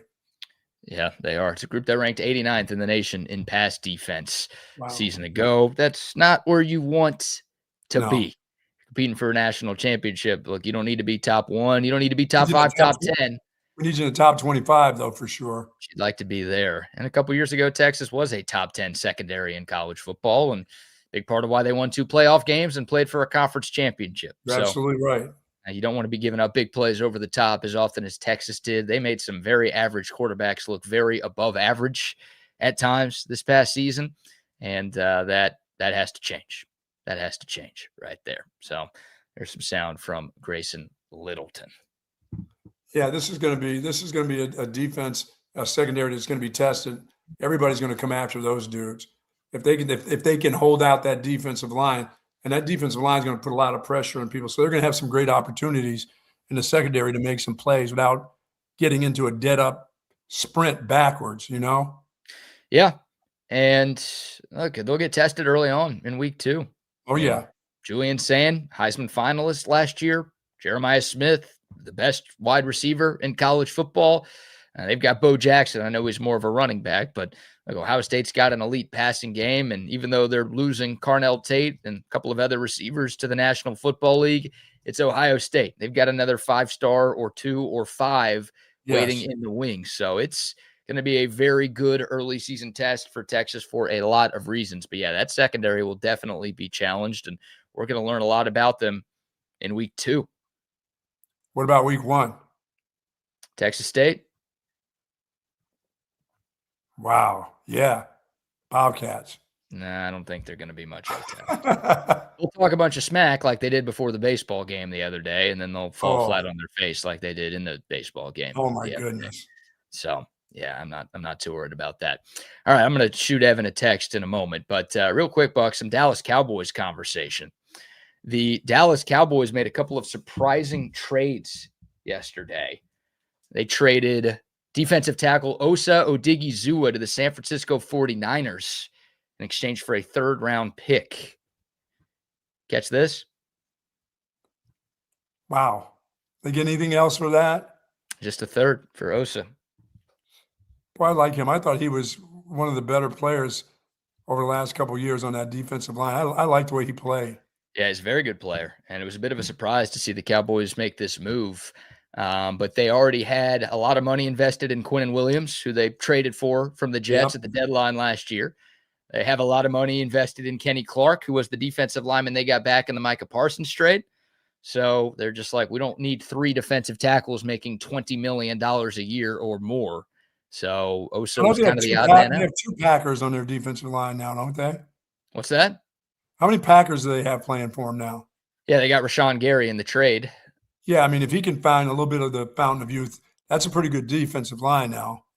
He's an edge guy right there. Yeah, Rashawn Gary's a solid player. I don't think Yeah. he's all that great. I still think the Cowboys need a lot more. But the defensive line is the strength of their defense. Mm-hmm. If they have a strength of their defense, the way they played last year, it was all bad. Yeah. But if you're asking me to like power rank the positions for the Dallas Cowboys on that side of the football, then the defensive line is the best thing that they have going for them. So again, they had a surplus of defensive tackles. And the Cowboys also, they didn't have a day 2 draft pick before yesterday. They had the 2 first rounders, and then they had to, or we're going to have to wait until day 3, round 4 to make their next selection. Now they get pick number 92 from San Francisco. So maybe they won't take, maybe that will be their offensive line pick right there instead of wasting one of the first round picks, right? You'd much rather have that. 3rd round? Yeah, I can live with the 3rd round offensive lineman. I'd still prefer every single player to be a defensive player in the Cowboys draft, but I'd rather them wait till day 2 to take an O-lineman versus wasting another first-round pick on one. I've seen that enough this year. Not going to happen. Sorry to disappoint you, but you already know deep down what's going to happen. Yeah, I do. I keep trying to fight it, but I think you're right. He's going to play for the Cowboys for 12 years. But he's going to be hurt for 3. Well, that's fine if he plays for 12 years. Yeah. Like the reason the Cowboys might have to take an offensive lineman is they drafted Tyler Guyton, who doesn't look good enough to play for 3 years. Yeah, you're right. So if they take another Zach Martin or a Travis Frederick or a Tyron Smith, they know how to do it. They've done a decent job of it. So yeah, but the last guy they took was horrible. And why? Because he went to Oklahoma. Good thinking. They should have known better. Wasting your time on a Sooner. Come on, Cowboys. Be a little better than that. So, yeah, Oso Odigizua gets traded. The Cowboys also traded Solomon Thomas to Tennessee. Much smaller move. They swapped 7th-round picks to get it done. A couple of other moves in the National Football League. Lifetime Longhorn Charles Omenihu signing a contract with the Washington Commanders. Bradley Chubb signing a contract with the Buffalo Bills. And Kyler Murray meeting with your Minnesota Vikings today. Yeah. I'm excited. I could tell. Not really, but that's okay. I mean, they got to shake things up in Minnesota. That window of opportunity is about 1 year, next year. I think the window's closed. Oh, you do? They're trying to reopen the window, don't you think? Oh, gee, yeah. The window was open 2 years ago when they made the playoffs, and then they got rid of Sam Darnold, who won an MVP. I feel like that kind of closed the window, don't you? I'm for some reason I'm still believing in JJ McCarthy's going to eventually be okay with them. I don't know if he's going to be a great one, but I think he's going to be okay. He might not even start. You know, Kyler Murray's going to get hurt. What are we doing here? You know, that little guy running through the turnstile is going to get hit in the head or something. Well, they're clearly not super confident in JJ McCarthy because they're going out and adding Kyler Murray. So because that's a guy who keeps spraining his ankle. Right. I mean, really? The guys who see him every day feel like he's not good enough, which is why they're going after somebody else. Guy has ankle issues. Really? Right. Quarterback with ankle issues? Come on. Yeah. Quit spraining your ankle. Yeah. And then back to the Cowboys for a moment. There's some speculation about this Max Crosby thing again. Whether or not the Cowboys could actually try to re-engage with the Vegas Raiders to acquire him via a trade. Now, I think it's more conspiracy theories at this point. A lot of the folks who covered the team came out right away after the Crosby deal with Baltimore got nixed and said, the Cowboys are out. And remember, it was the Cowboys team doctor who was the guy who basically told the Ravens, like, something's wrong with this repaired meniscus. Maybe you shouldn't do this. But Cowboys clearing up some cap space, trading Oso Odigizua, trading Solomon Thomas, clearing up some bodies on the defensive line. Could they potentially try to see if they could get Max Crosby at a much lesser price? People are asking. Yeah, that's kind of fishy, this one. But I just, as I said, meniscus tear, slight, torn, whatever. Guys generally heal up pretty good. But you don't go and get checked out. You know, the doctor, you get a guy who checks you out. Yeah, but you wouldn't really want to get checked up until that thing is healed. unless you wanted to take a chance on a meniscus guy and say, he's max, he's going to be good, he's going to be fine, he's going to do all the things he needs to do. He'll be fine when the season starts. But you do have to, obviously, the doctor's going to look at it, and it's not healed up yet. If it's not healed up yet, we got to report it's not healed up. We've taken x-rays, we've looked at it. Right. It's still got some weeks to go before it's healed up. What's he going to do? He's not going to lie. Yeah, I mean, look, it looks perfect. It looks perfect. I have a hard time thinking Crosby's going to play anywhere besides Vegas this year.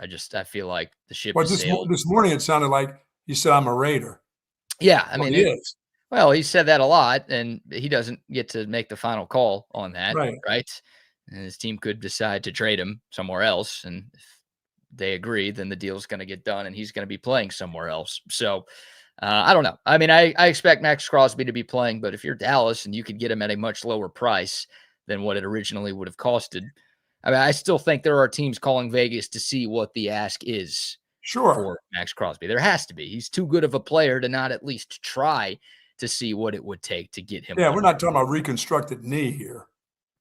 Right. Yeah, I mean, I don't know the exact surgery, but even if it was a reconstructed knee, it's like I'm still going to give that guy an opportunity if the price is right. But the Raiders might be like, you know what? We don't think we're going to get anything close. We're going to keep him around here. Sure. I don't know. We do have to play some defense. I hope the Cowboys are at least trying to see what it would take, because I know they went out and traded for Rashawn Gary, but Rashawn Gary's not half the player that Max Crosby is. No. You're looking for guys that can help your defense have a major turnaround. You're looking for guys who can help your team win now. And Max Crosby is big-time difference maker on a defense. Rashawn Gary, he's a good player, don't get me wrong, but he ain't that. Yeah, he's been playing a little bit now too. You know, he's been in the league a bit. Who? Gary. Yeah. Yeah, I mean, he's 28 years old. Yeah. I mean, I liked him when he played with Green Bay, but he needs somebody else to go along with him. And what the Cowboys are building right now with the big man in the middle, that's going to help him out too. That should revitalize him a little bit with the pressure coming from the middle. That would be nice. Because that guy takes a lot of space in the middle. I thought he was more towards the end of his career, and he's, you know, coming to Dallas last year, boy, he pushed the pile. Quinnen Williams? Yes. He better not be towards the end of his career, because the That's Cowboys what I'm saying. He pushed the pile. I didn't know if he had that. You know, after spending that time in New York, I was like, that guy's got to be just fed up. And he was. He just needed to be somewhere else. Yeah, he's a monster. He is a game wrecker for that Cowboys defense, sure. And that's the type of guy you can build around. And Kenny Clark, I think, is a really good defensive tackle as well. So, yes. Look, if you're the Cowboys, linebacker and defensive back, they continue to be massive needs. I think safety is less of a need because the Cowboys signed Jalen Thompson in free agency from Arizona. They also added P.J. Locke, the lifetime Longhorn as well, who's maybe a safety 3, but a guy who can step in a pinch and make some things happen. So I feel like linebacker and corner, with the way that the Cowboys have handled their offseason to this point, I think those are the two areas that feel most likely for them to attack with their first 2 first-round picks. Not the offensive line? No, not the offensive line. No, sorry. They don't need to go there. All right, we will shift gears here. We'll get back into some Texas basketball conversation. We've got the BBK news to dive into as well, and an update on something happening at my apartment. But before we shift gears, how about a few more sponsor shout-outs? Folks, if you're seeking that specialized patient-focused orthopedic care, contact the experts and our friends at Texas Orthopedics. Their physicians offer comprehensive surgical and non-surgical orthopedic care for children and adults, spinal care, sports medicine, trauma care, joint replacement, and more. Dr. Danny, Dr. Stockton, dedicated orthopedic surgeons there, and their goal is to get you right back into good health and the great quality of life that you deserve. Texas Orthopedics is the largest independent orthopedic practice in Central Texas. For more information, go to txortho.com. Yes, indeed. Also a shout out to McCall Custom Homes as well. McCall Custom Homes, ATX.com. If you're looking to upgrade your space, kitchen remodel, bathroom remodel, maybe you want to add on to your home. Maybe you want to add something to your outdoor space at home. You want to upgrade the backyard a little bit, whatever. McCall Custom Homes can make it happen for you. It's a father-son team with more than 4 decades of experience here in Central Texas. They're A+ rated by the BBB. Tons of 5-star reviews online. are the very best at what they do. All you have to do is reach out to Mike and his great team. They're offering free estimates to listeners of this show. Call or text Mike at 512-633-9580 or find out more at McCall.CustomHomesATX.com. Yeah, and their putting green was fantastic. I need it because I came up a lot short on a lot of putts yesterday. Why am I coming up short on putts? You can't do it. It won't go in if it doesn't get there. That's half the battle is you have to get the ball to the hole and not be 3 feet short and not let guys say, hey, pick it up, put it out. You suck. Put that out. Come on, man. I don't suck. I'm a good putter. Well, not today. You're not. See that 4-footer that you're used to giving it? Putt it. Oh, they're not giving you the 4-footers anymore? What's wrong with them? Do they know how good I am generally? I got a putting green at my house. There must be a reason they're not giving them to you. Yes, because the 8-foot putts go only 4 feet. That's why. Right. So what, the 4-footers go 2 feet? Is that how it's been working for you lately? It was horrible. Yeah. Can't just have a that. week before that, I got there on the putting green to practice, and I got no practice yesterday, and it was brutal. Just man, made me want to cry. What'd you shoot? 94. That ain't bad for you. That's bad from where we played. Shooting your age. That's all right. A lot of people like to shoot their age. Good for you. No, I was in the 80s the week before, getting the ball, making birdies. Instead, I was more like putting out of a bird's nest yesterday. I've never tried that. Try it sometime. Not fun. Not fun getting up that tree. Easy coming down. I haven't putted in so long. Thankfully, I'm dreading that as I pick up my golf game again this year. I don't want to have to. The simulator I play at, they don't make you putt. They just pick it up for you once you're on the green. So very nice. Yeah, that's the best thing. I'm going to try that next time I play with the cheaters. If I hit the green, I just go mark the ball and put it in my pocket and never forget marking it. Just pick it up, put it in your pocket, and call it birdie or par. That's it. Just do that. See what they say. I'm sure they'll love that. Oh, sure they will love that. What a hateful group that was yesterday. Texas cheaters. Yeah, they're pretty hateful. When they get bad, it gets to be bad at the tee box. Way too much talking. Yeah. All right, back into some Texas Longhorn conversation, Buck. Back to the basketball team. We spent a lot of time early on talking about last night's incredibly disappointing loss to Ole Miss. 76-66, the final score. Texas will now have to wait a couple of days until Selection Sunday to see if their name will be called for the NCAA tournament. Yeah, I was thinking 8.5. I thought you said it. I thought I took Ole Miss yesterday saying, yeah, Ole Miss should win by at least 8.5. They weren't the favorites, were they? No, Texas was a 5.5-point favorite. I think you said 6.5. You're like, I feel like 6.5 should be the line for Texas. Yeah. For Ole Miss. Yeah, they did a good job. Vegas got it way wrong right there.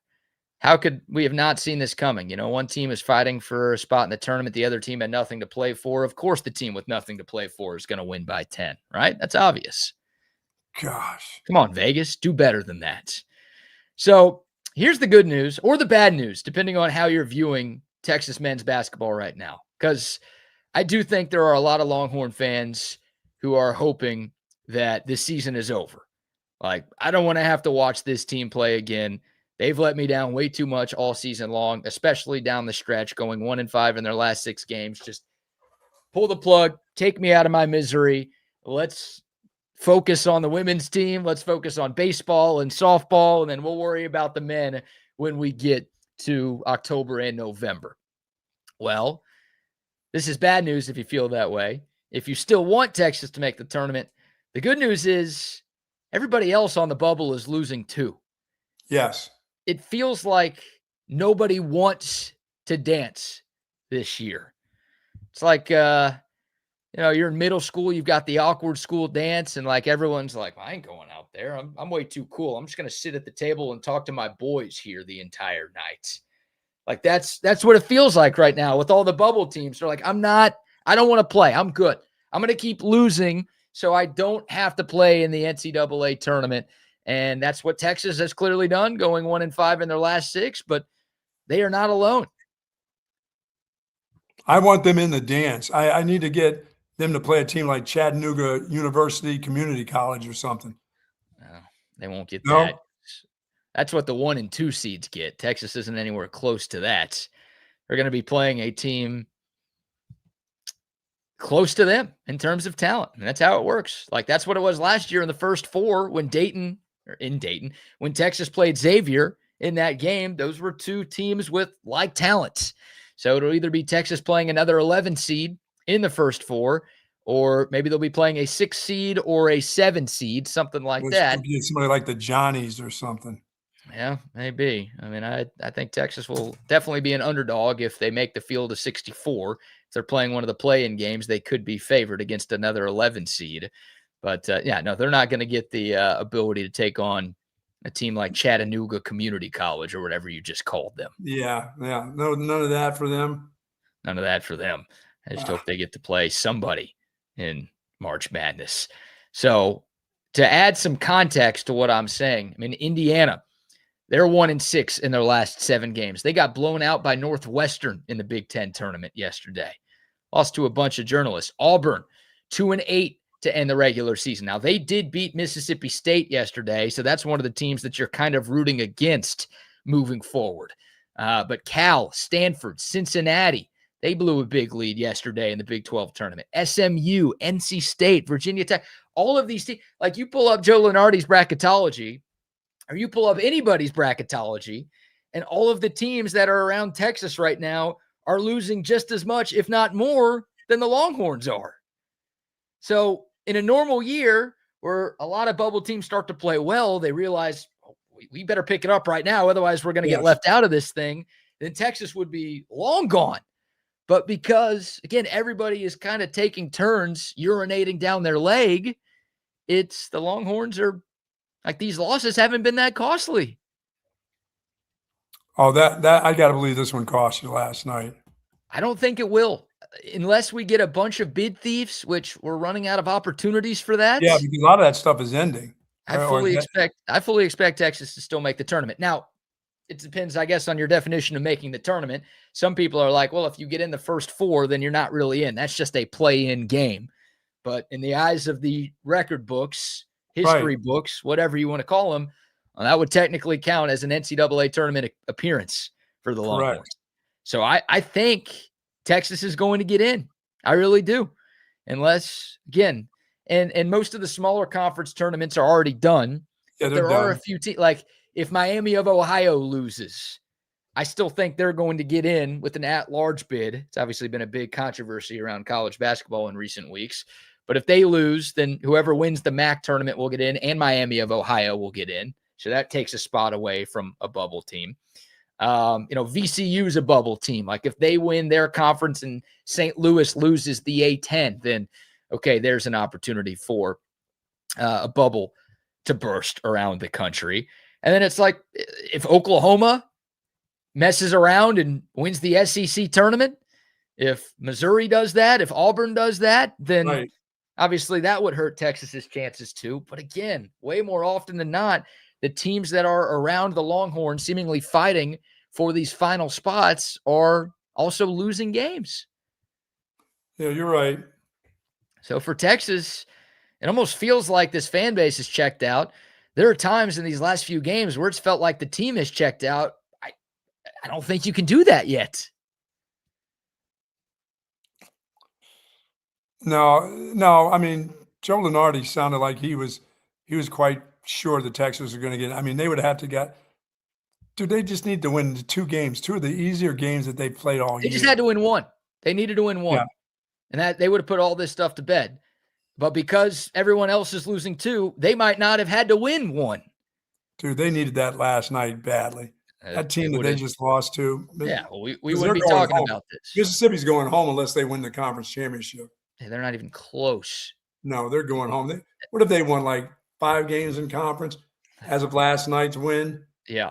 Again, they were 1-12 in their last 13 games of the regular season. I think they started SEC play 3-2, and then they ended 4-14, which is not easy to do. And Shawn Miller in the post-game press conference was like, "Oh, they've been close in some games." I mean, he was saying the right things like you're supposed to praise the other team that just beat you. But I think Shawn Miller deep down is like, this is way more on us than it is on them. So did we ever find out what was the happenings in the handshake line that caused Mississippi to do what they did to Texas last night? Because they got whatever it was, they looked pissed. I mean, I'll give Ole Miss credit, but I almost feel like Texas could have played anybody yesterday and they would have lost with that type of effort and energy level that they had. Like, I mean, look, Chris Beard's a really good coach in March. That's why Texas hired him a few years ago. And he's a very good defensive coach. Like, those are things that we know. But you can't lose to that team the way that you lost to that team. No. It ain't last year's Ole Miss that made the Sweet 16. It ain't one of his Texas Tech teams or one of his Texas teams that was built for a deep March run. This is a team that I think is, going to get smoked by Georgia today in round 2 of the SEC tournament. And like you said, once that's done, they will be going home. And you lost to them. So here was Shawn Miller, by the way. One more bit of sound from him. He was asked in the postgame presser if it was the Ole Miss defense that was really good or the Texas offense just having a really, really bad night. Oh, they switched our ball screens and pick and roll, and Ole Miss they'll change their coverages.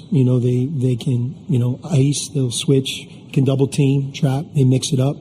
That's what they do, and it's not really just them. I mean, when you're at game 32. You've, at this point, seen virtually every scheme, right? You've played against teams that deny, switch, and, we have to be adept at being able to handle that with poise, execution, take what the defense gives. But we struggled from the opening tip tonight. Again, I credit Ole Miss. I thought of all the games that we played this year, especially from the offensive perspective, it's the most we struggled. And defensively, we've had our struggles, and tonight was more of the same. Yeah, I mean, he's just saying, 32 games. This group is just hadn't figured it out yet. He wants to give credit to Ole Miss, but he really wants to say his group they just haven't figured it out. There's always something with this group for him. It's just they just can't play a clean. Let's only turn the ball over 8 times. Now let's turn it over, 13 times in the game.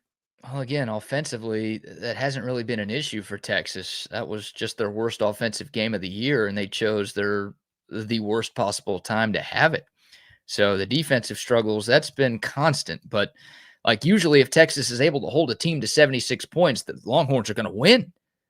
Because they've gotten to 80 with ease all season long. Expect the unexpected from this team when they play. Well, now I think you have to, right? Yeah, look, the Oklahoma game, they scored 85 points. Yeah, they lost. Yeah, you're not supposed to lose that game. They scored 85 against Arkansas in the loss. I mean, like they usually get to 70 or 80 plus every single game, and they didn't get there yesterday. So that's just it. Nothing they did worked offensively. Shawn Miller got out coached. It's not to absolve him of any of the blame, but I mean, he's right. That was their 32nd game of the year. Ole Miss isn't the first team to double modest down low. They're not the first team to bring a second defender when you start a spin move. They're not the first team that applies heavy ball pressure. Like they've seen Ole Miss before. They've seen teams like that. They've seen that exact team before, and they've been able to have success. And just in the biggest moment, it was a collective crap that they took. Everybody crossed right at the crossing guard. They crossed the street. Everybody with the crossed. Crossing guard. Everybody went across. It felt like all that stuff was done, right? Yes. Like they had maybe turned a corner, and they did turn a corner, and then they turned right back around and walked right back there. Yes. That's exactly what they did. That was what Texas did. So I was just disappointed in just the physicality of the way they played last night. I just thought that they were incredibly soft. I always expect them to be soft on defense. That's going to happen at some time during the game. They're not going to make a stand defensively. It's just they're going to stay soft throughout the game. But they stayed that way from the opening tip, BK. They just never got tough. Like you said, they didn't even have a lead ever. Didn't have a lead ever. They gave you some life towards the end. They cut it to 3, about 4 minutes to go. And it's like, I'm thinking, all right, finally finally they're going to show Oh, up. yeah. I was thinking finally Ole Miss is going to start making some mistakes. Yeah, and that too. I was like, all right, well, Ole Miss is going to resort to being Ole Miss, and Texas, like, they realize what's on the line, so they're going to find a way here late to make the winning plays and get this one done. And nope, not the case. Yeah, I was expecting, as that was going on, the herky-jerky lefty was going to start going to the rack. Why? Why were you expecting that? I feel like you've said that 40 times this year. It's like, I was expecting him to, and at this point, it's like, why would you expect that from him? I don't know if he knows that he could control a game like that at times, or the coach doesn't want him to. But I don't know who the coach expects. I mean, he's not going to expect that dude Heidi, the great 3-point shooter that he is, all of a sudden start firing him up.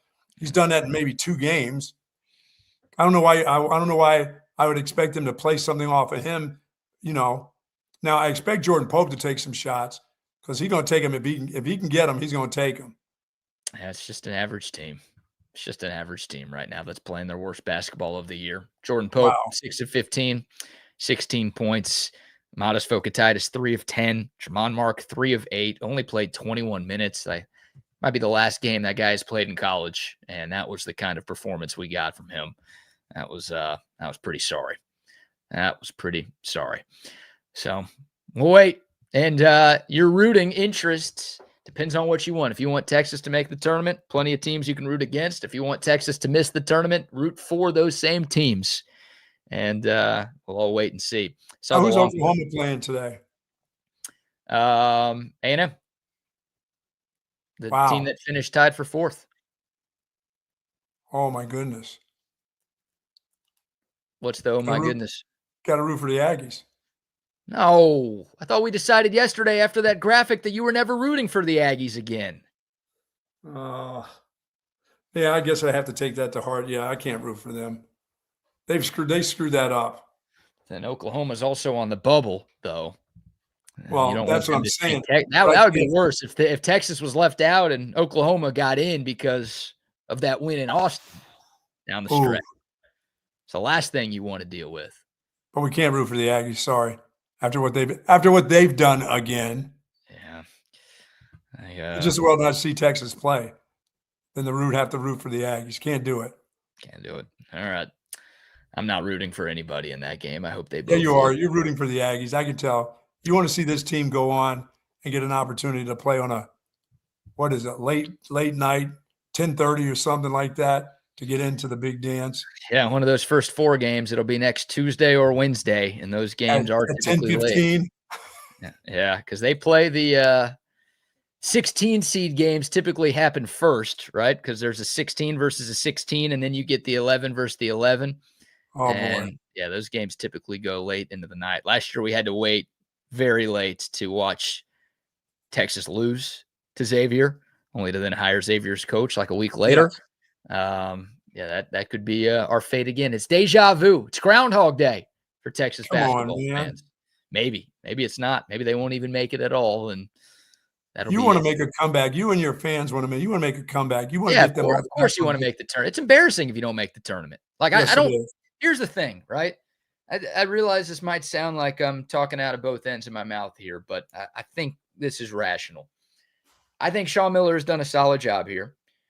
I think that coaches should be given a grace period for their first year. For sure. But on the other end of the spectrum, Rodney Terry made the tournament in his first year. I'm not talking about the interim year. Like, he made the tournament his first year as a full-time head coach at Texas. Yes, he did.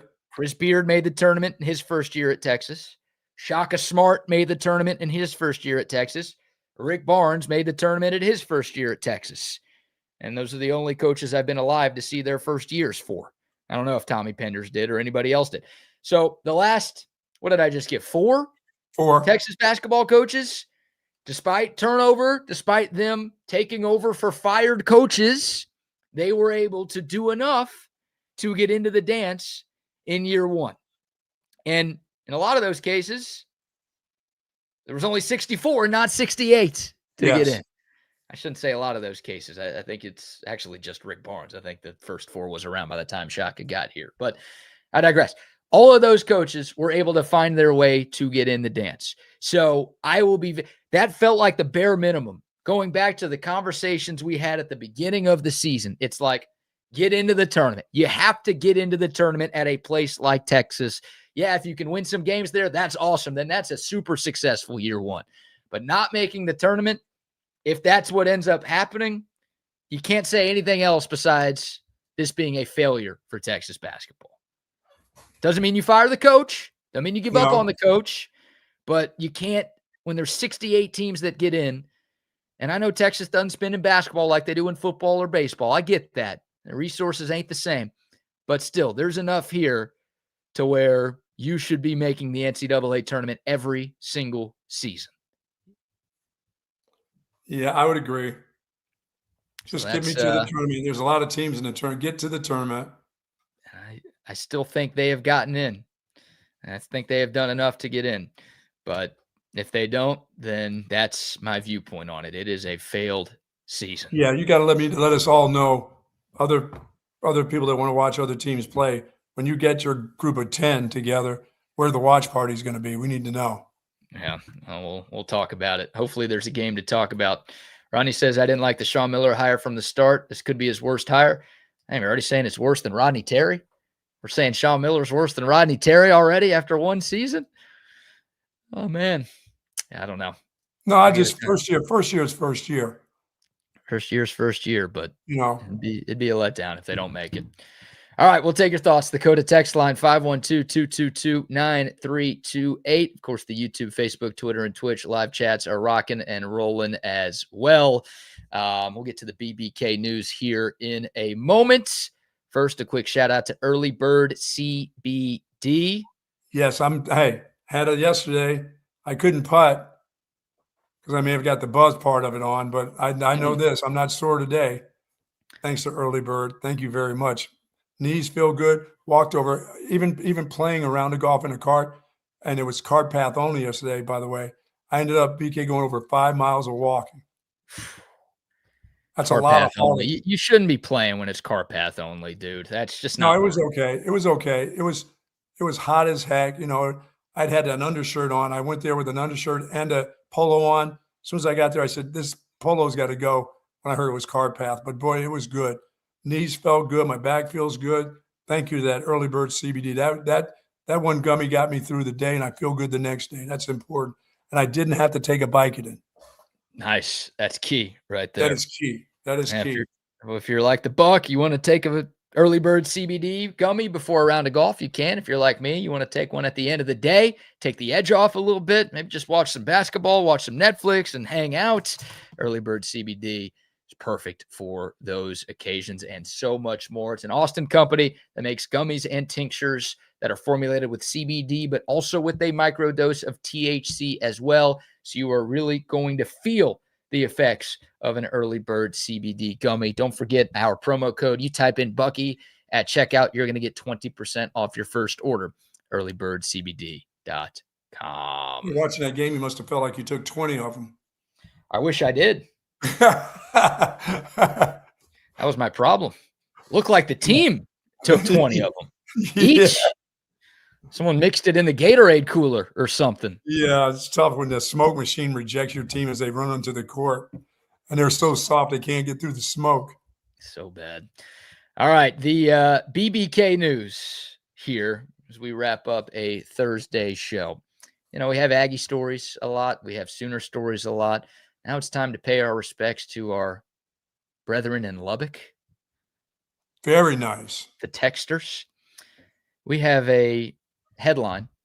A Texas Tech professor and 2 other Lubbock natives have been charged with fentanyl distribution conspiracy.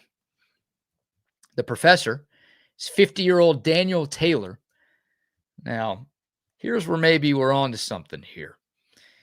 He was a marketing and supply chain management professor. So he's doing supply chain.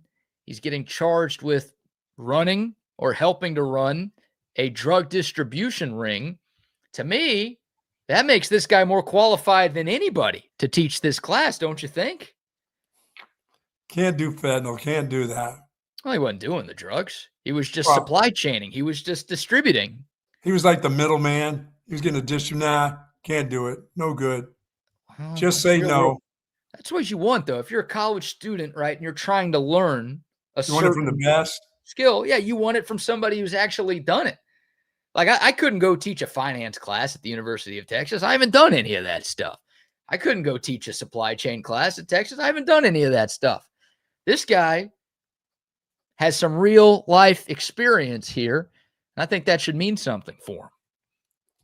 He just needed to make more money, didn't he? Just needed to make more money, I guess. Yeah, because professors don't make enough. No. Overpaid. Those people are so overpaid. Not teachers. Important distinction here. There you College go. professors are over. Teachers are underpaid. College professors, they teach like 3 hours a day and give their TAs all the work that they have to do, make them grade the papers, sit in there on the tests. That's the dream job right there. If I could be a professor without having to go back to school, I would do it in a heartbeat. That sounds like a deal, huh? That's the only job where you can work less than us and make more than us. That's what I'm looking for in this life. Work the least and make the most. How can we do that? I think college professors can do that. But also, Buck, this story, does this not remind you of something? A teacher dealing drugs. Oh, yeah. There's a really popular television program that I believe you watched. For my money, it's the best TV show of all time, Breaking Bad. Yes, sir. We got a real-life Walter White situation going on in Gobundance, Texas. Walter's just trying to help his family out. And I think, Breaking Bad was shot and filmed in New Mexico, right? I think Albuquerque. Yeah, Lubbock's close enough to that, right? Yeah, I guess. Yeah. In terms of location, but also in terms of just the way people operate. Yeah, I think my buddy and Jonathan Banks was in a Hulu series or something. I forget the name of it. Somebody said he was fantastic in that. I got to check that out. Not Better Call Saul? No. I didn't check that out. He was very disappointed that I never really got a hankering to Better Call Saul. I never liked it. I didn't like it that much either. Yeah. A lot of people love it. Some people think it was like pretty close to the level of Breaking Bad. I gave it a lot. I gave Better Call Saul 2 seasons, which for me, a guy with commitment issues, that's a big deal. Yeah, I gave it 2 shows and that was it. Yeah, it was too slow. And Breaking Bad's relatively slow, all things considered. But Better Call Saul, there wasn't nearly enough going on for my liking. So, yep, Daniel Taylor arrested. According to the complaint, he was distributing 2 variations of fentanyl powder. And the complaint alleges that he has been under investigation for drug distribution over the last several months. They've got a few incidents where they saw people enter and exit his car very quickly, seeming like, what you would do for a drug deal, right? Hey, get in the car, give me the money, and I will give you the product. And get the hell out. Yeah, and get the hell out. Yeah. When they raided his place, they searched his car. They found a bunch of pills and drugs and powder and all sorts of things. And this guy was developing and implementing his own supply chain of lethal fentanyl into the streets of Lubbock. Way to go, Professor. Yeah, good job there. Just say no. Just what we need. So that's one story. And then we've got, while we're on the drug conversation, Buck, we can end with this one today. A man, 23-year-old, Texas native, named Harrison O'Neill Tiernan. Doesn't that guy just sound like he comes from money? Yeah, he sounds like he's got some coin. Harrison O'Neill Tiernan. It sounds like, and here's a picture of this dude. Texas guy. Looks like he's had it pretty easy in this life. This guy, look, he's kind of smiling in his mugshot, right? He's got a little mischievous grin going on here. Yeah, he's got things going on. This 23-year-old was cuffed this past Saturday at Miami International Airport after police discovered 75 pounds of weed stuffed inside of his luggage. 75 pounds. Yeah, that's pretty stupid. Pretty stupid? Actually, extremely stupid. This guy, by the way, was trying to fly from Miami International Airport to London. He was trying to take this overseas, smuggle this into another country. you'd still get arrested and in trouble if you were just flying to Orlando from Miami. Yeah, you But would. the guy was trying to go across the pond with 75 pounds of marijuana. In his bag, in his not in a carry-on, in his luggage going underneath. Right. Yeah. He checked the luggage. Of course. I mean, he wouldn't have made it through TSA, but he checked the luggage. He got to the gate, like he was set to board, ready to get on his flight, thinking he was fine. And then he got approached by U.S. Customs and Border Protection officers, and they discovered 65 vacuum sealed packages containing green leafy substances, which of course was later confirmed to be marijuana. Yeah. Why is your bag so heavy, mister? 75. So he's paying more, right? Because if your bag's over 50 pounds, you got to pay the oversized fee, right? Yeah. Nobody. Hey, you don't see the old ladies throwing that thing on the carousel, do you? You're going to bust the handle on that bad boy. Well, that's what you should do, right? If someone's asking you to transport all this weed across a country, then get like the least suspicious looking person in the world to do it. Grandma. Some little old lady. Yeah, some granny. Get her to do it instead of this like 23-year-old kid, college kid, basically. 74.98 pounds of marijuana. By the way, this guy is an Austin native. So he's one of us, Buck. Got to have that weed. Stay off the weed, as Stephen A. Smith once said. No, that dude has got to sell that weed. That's where that was going. Yeah. Oh, yeah, for sure. I mean, you're not consuming all of that by yourself. Just on a little trip. Yeah. I'm going to take this across the world just so I can smoke all of this alone. Nah, this guy was looking to make a bunch of money. And look, he's got a smile on his bond was $20,000. He's like, Daddy's going to take care of that for me. I ain't worried about this at all. No problem. I'm good. I'll figure something out next time. I'll bring it with me on my carry-on or whatever. There's not enough people at TSA working right now. Maybe I can get through. I can get it through on a carry-on. Yeah, I don't think so. I don't think he would have made it as far if he tried the carry-on bit. No, sorry about that, mister. I'm surprised the story hasn't found you. Maybe they'll find you tomorrow about the guy who was pulling a car with his gonads. Pulling a car with his nads? Yes. Well, there's your tease for tomorrow's show. You'll see it. It'll come up. If that's true and not AI, then we'll probably spend 30 minutes tomorrow talking about that. My wife had to tell me about it. I'm like, with his nads? She goes, yeah, he pulled some car with those things. A bunch of yards. I'm like, oh no. Oh my God. No. Awesome. Oh, yes. What do you mean, oh, no. Oh, yes. We're in the content space. This is great for us. God. All right. That might be the lead tomorrow. Who knows? Oh, man. All right. More Texas football, Longhorn basketball conversation, the latest bracketologies. We'll also talk Texas baseball and softball. Big series for them coming up.